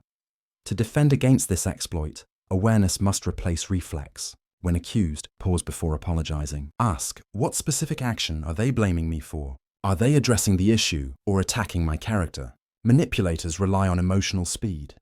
The faster you react, the more tangled you become. Stay calm, stay factual, and resist the urge to fix emotions that aren't yours. True accountability is mutual. One-sided guilt is manipulation. The blame shift exploit reveals a brutal truth. Responsibility, once surrendered, rarely returns on its own. The manipulator wins not because they're right, but because they make you doubt that you ever were. And once you start carrying their blame, you'll carry their power too, until you finally learn to drop both. The authority tone exploit. Few things bend human will as effectively as the illusion of authority. The authority tone exploit manipulates obedience not through facts, but through delivery. It's the calculated use of confidence, posture, and commanding language to make others submit automatically. The manipulator doesn't need credentials, proof, or legitimacy. They just need to sound like someone who knows better. The right tone, the right phrasing, the right rhythm of certainty, and the human brain falls into hierarchy mode. We're trained from childhood to follow the voice that sounds like it's in charge. And once that voice speaks, reason often goes silent. Psychologists refer to this as the authority bias, a deep-rooted tendency to obey figures who display confidence and dominance, even in the absence of real expertise. This instinct once served an evolutionary purpose. Following strong leaders improved survival odds in ancient tribes. But in the modern world, that same instinct is a loaded weapon. The manipulator adopts the signals of authority: decisive tone, fast response, jargon, direct eye contact, and people comply before even verifying truth. The exploit isn't about what's said, it's about how it's said. In workplaces, this tactic appears everywhere. A supervisor might assert, "That's company policy," even when it isn't. A co-worker might declare, "We've always done it this way," ending debate before it starts. The tone alone suffices. People defer, not because they agree, but because they subconsciously recognize the rhythm of command. The manipulator knows the secret. Uncertainty sounds weak, so they never pause, never hedge, never say maybe. They replace discussion with declaration, and others mistake that certainty for competence. In personal relationships, the authority tone exploit becomes emotional domination. A manipulative partner uses condescension or finality in speech. "That's not what happened. You're overthinking again. Stop being dramatic." The tone communicates superiority, reducing the other person's confidence. Over time, the victim internalizes the hierarchy, second-guessing their own perceptions. They start asking permission to be right. That's the exploit's endgame: dependency through deference. The manipulator's tone becomes law, and the victim's voice becomes background noise. Cults, propaganda, and even corporations thrive on this same dynamic. Their leaders don't argue, they announce. They deliver statements with conviction so pure that questioning them feels absurd. "We're the best. This is the truth. You have no idea what you're talking about." That cadence is deliberate. It mirrors the tone of authority figures from childhood. parents, teachers, officials. The manipulator recreates that sound of command, and the brain responds instinctively, obeying before analyzing. One reason this tactic works so powerfully is linguistic conditioning. Studies show that people interpret lower-pitched voices, strong pauses, and controlled pace as signs of competence and intelligence. Manipulators exploit this by designing their speech patterns for maximum psychological weight. They speak slowly enough to sound deliberate, but firmly enough to discourage interruption. The tone tells you, "You don't have to think. I've already done it for you." And people, eager for certainty, comply gratefully. The authority tone exploit extends beyond speech into structure. Titles, uniforms, settings all amplify the illusion. A person in a lab coat, a suit, or behind a desk gains instant credibility. Manipulators know this, and they use symbolic authority to bypass skepticism. The phrase "trust me" doesn't need to be said when every signal around it screams you should. And once trust is granted, exploitation becomes effortless. The exploit grows more sinister when paired with fear or urgency. Do this now. Don't question it. It's for your own good. If you don't, there will be consequences. The manipulator merges tone with threat, hijacking the nervous system's obedience circuits. The victim's instinct shifts from evaluation to survival. In that state, compliance feels like safety. By the time calm returns, the damage is already done. To defend against this exploit, remember, authority and accuracy are not the same thing. Question not just the message, but the delivery. Ask, if this person were speaking quietly, would I still believe them? True authority invites understanding. False authority demands obedience. Power that can't tolerate questioning isn't leadership. It's manipulation. The authority tone exploit reveals how fragile independence can be. A confident tone can command armies, move markets, or silence truth. All without a single fact. The manipulator doesn't conquer with force. They conquer with cadence. Because in a world trained to follow strong voices, sometimes the loudest order isn't a sign of wisdom. It's just an echo of control. The status exploit. Humans crave hierarchy. We're wired to compare, rank, and position ourselves within invisible ladders of worth, social, financial, physical, or intellectual. The status exploit manipulates that instinct, turning the human desire for significance into a leash. The manipulator doesn't need to be powerful. They just need to appear higher on the social scale. They understand that people defer upward and compete downward, so all they must do is look elevated. Status isn't about reality, it's about perception. And perception, once established, becomes control. Psychologists call this the prestige bias. From early childhood, humans learn to mimic and obey those who seem superior. It's not even conscious, it's biological. The brain links status with survival. Follow the strong, align with the admired, avoid the rejected. Manipulators weaponize that bias. They project success, confidence, and exclusivity to trigger obedience. The trick isn't being important. It's signaling importance so convincingly that questioning them feels socially risky. In professional environments, the status exploit reigns supreme.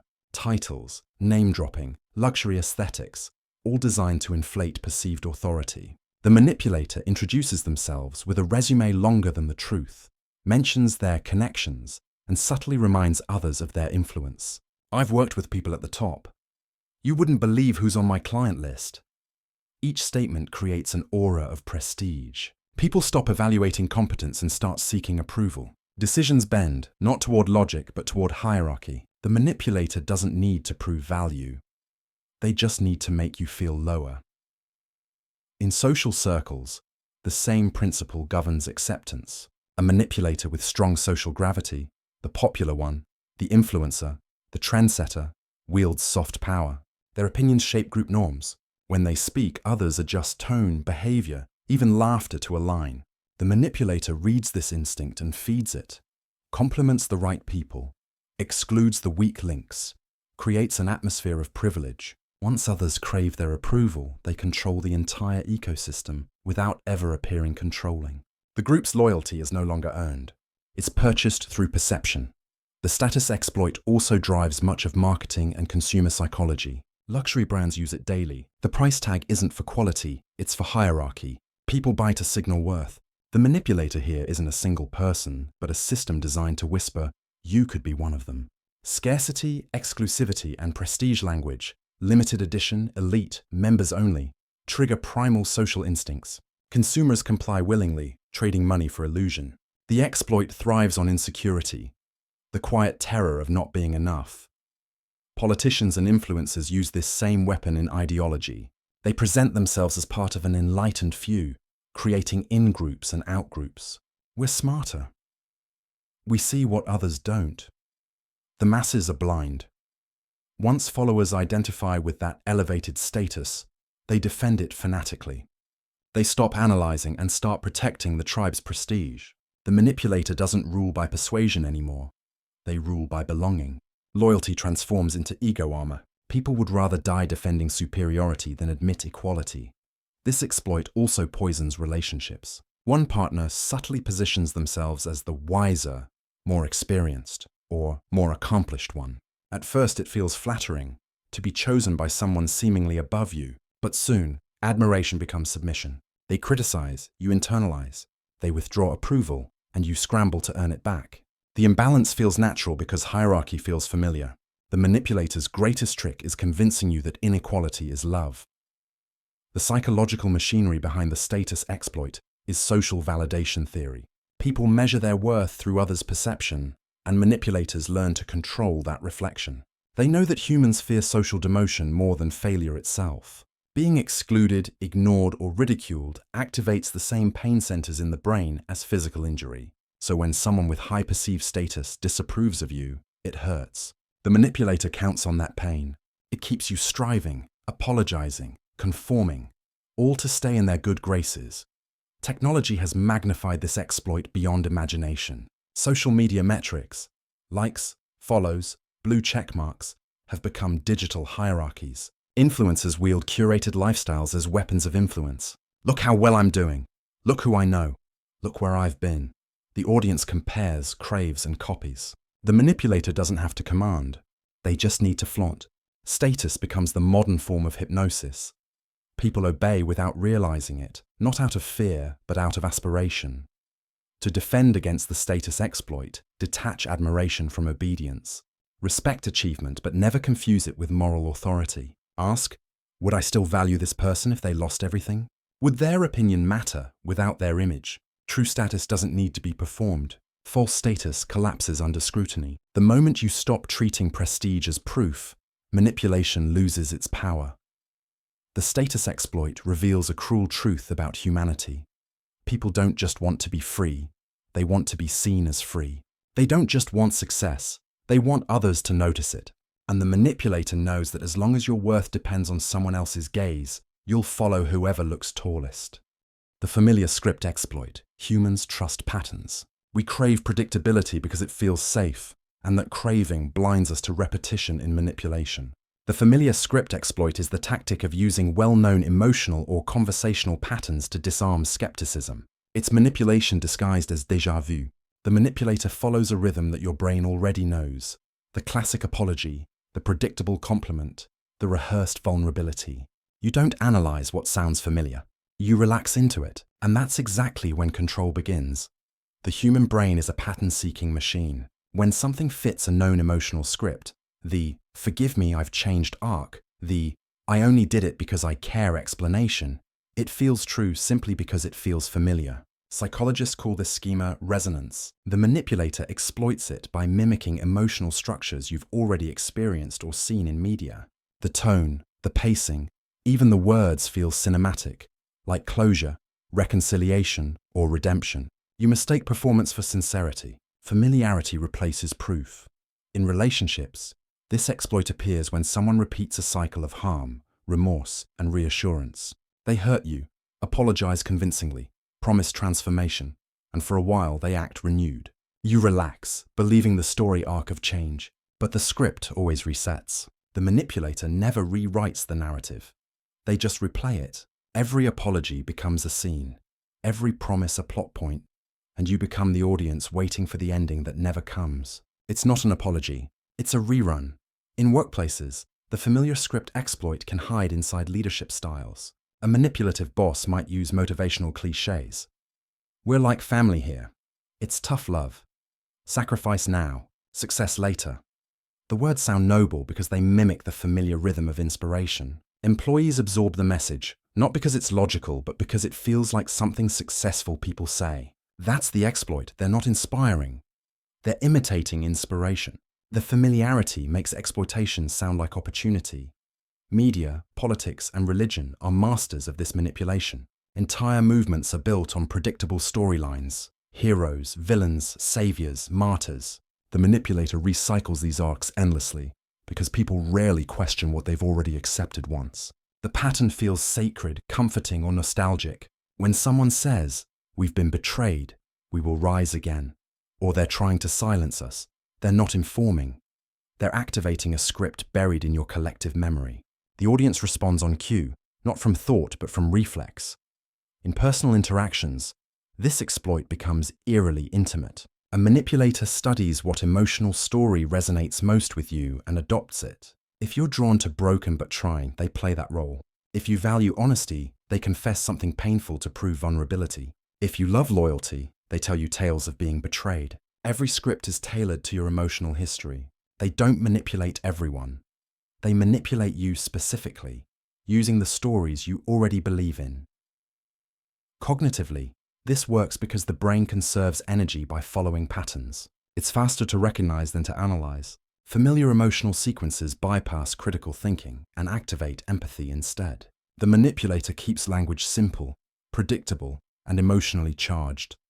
Like a melody you've heard 100 times. It's comforting, even when it's harmful. You stop listening to content and start responding to rhythm. The familiar script exploit thrives in cycles. Romantic ones, professional ones, ideological ones. The same promises, the same disappointments, the same resolutions. The manipulator counts on your memory of how things usually go to guide you right back into compliance. They don't fight resistance, they narrate it. "I know I've messed up before, but this time's different. We've been through this, and we always come out stronger. You know I love you, right?" These lines are preloaded emotional shortcuts designed to erase boundaries. Breaking free from this exploit requires disrupting the story mid-script. When you feel that sense of déjà vu, that predictable rhythm of apology, flattery, or justification, stop and ask, "Where have I heard this before? What happened last time?" The manipulator relies on your love for closure. Deny them the ending. Don't let emotional nostalgia replace accountability. The familiar script. Exploit teaches a sobering truth. Manipulation doesn't always sound strange. It often sounds right. It feels warm, believable, cinematic. But the comfort of repetition can be more dangerous than the sting of novelty. Because once someone learns your favorite story, they don't need to change. They just need to tell it again.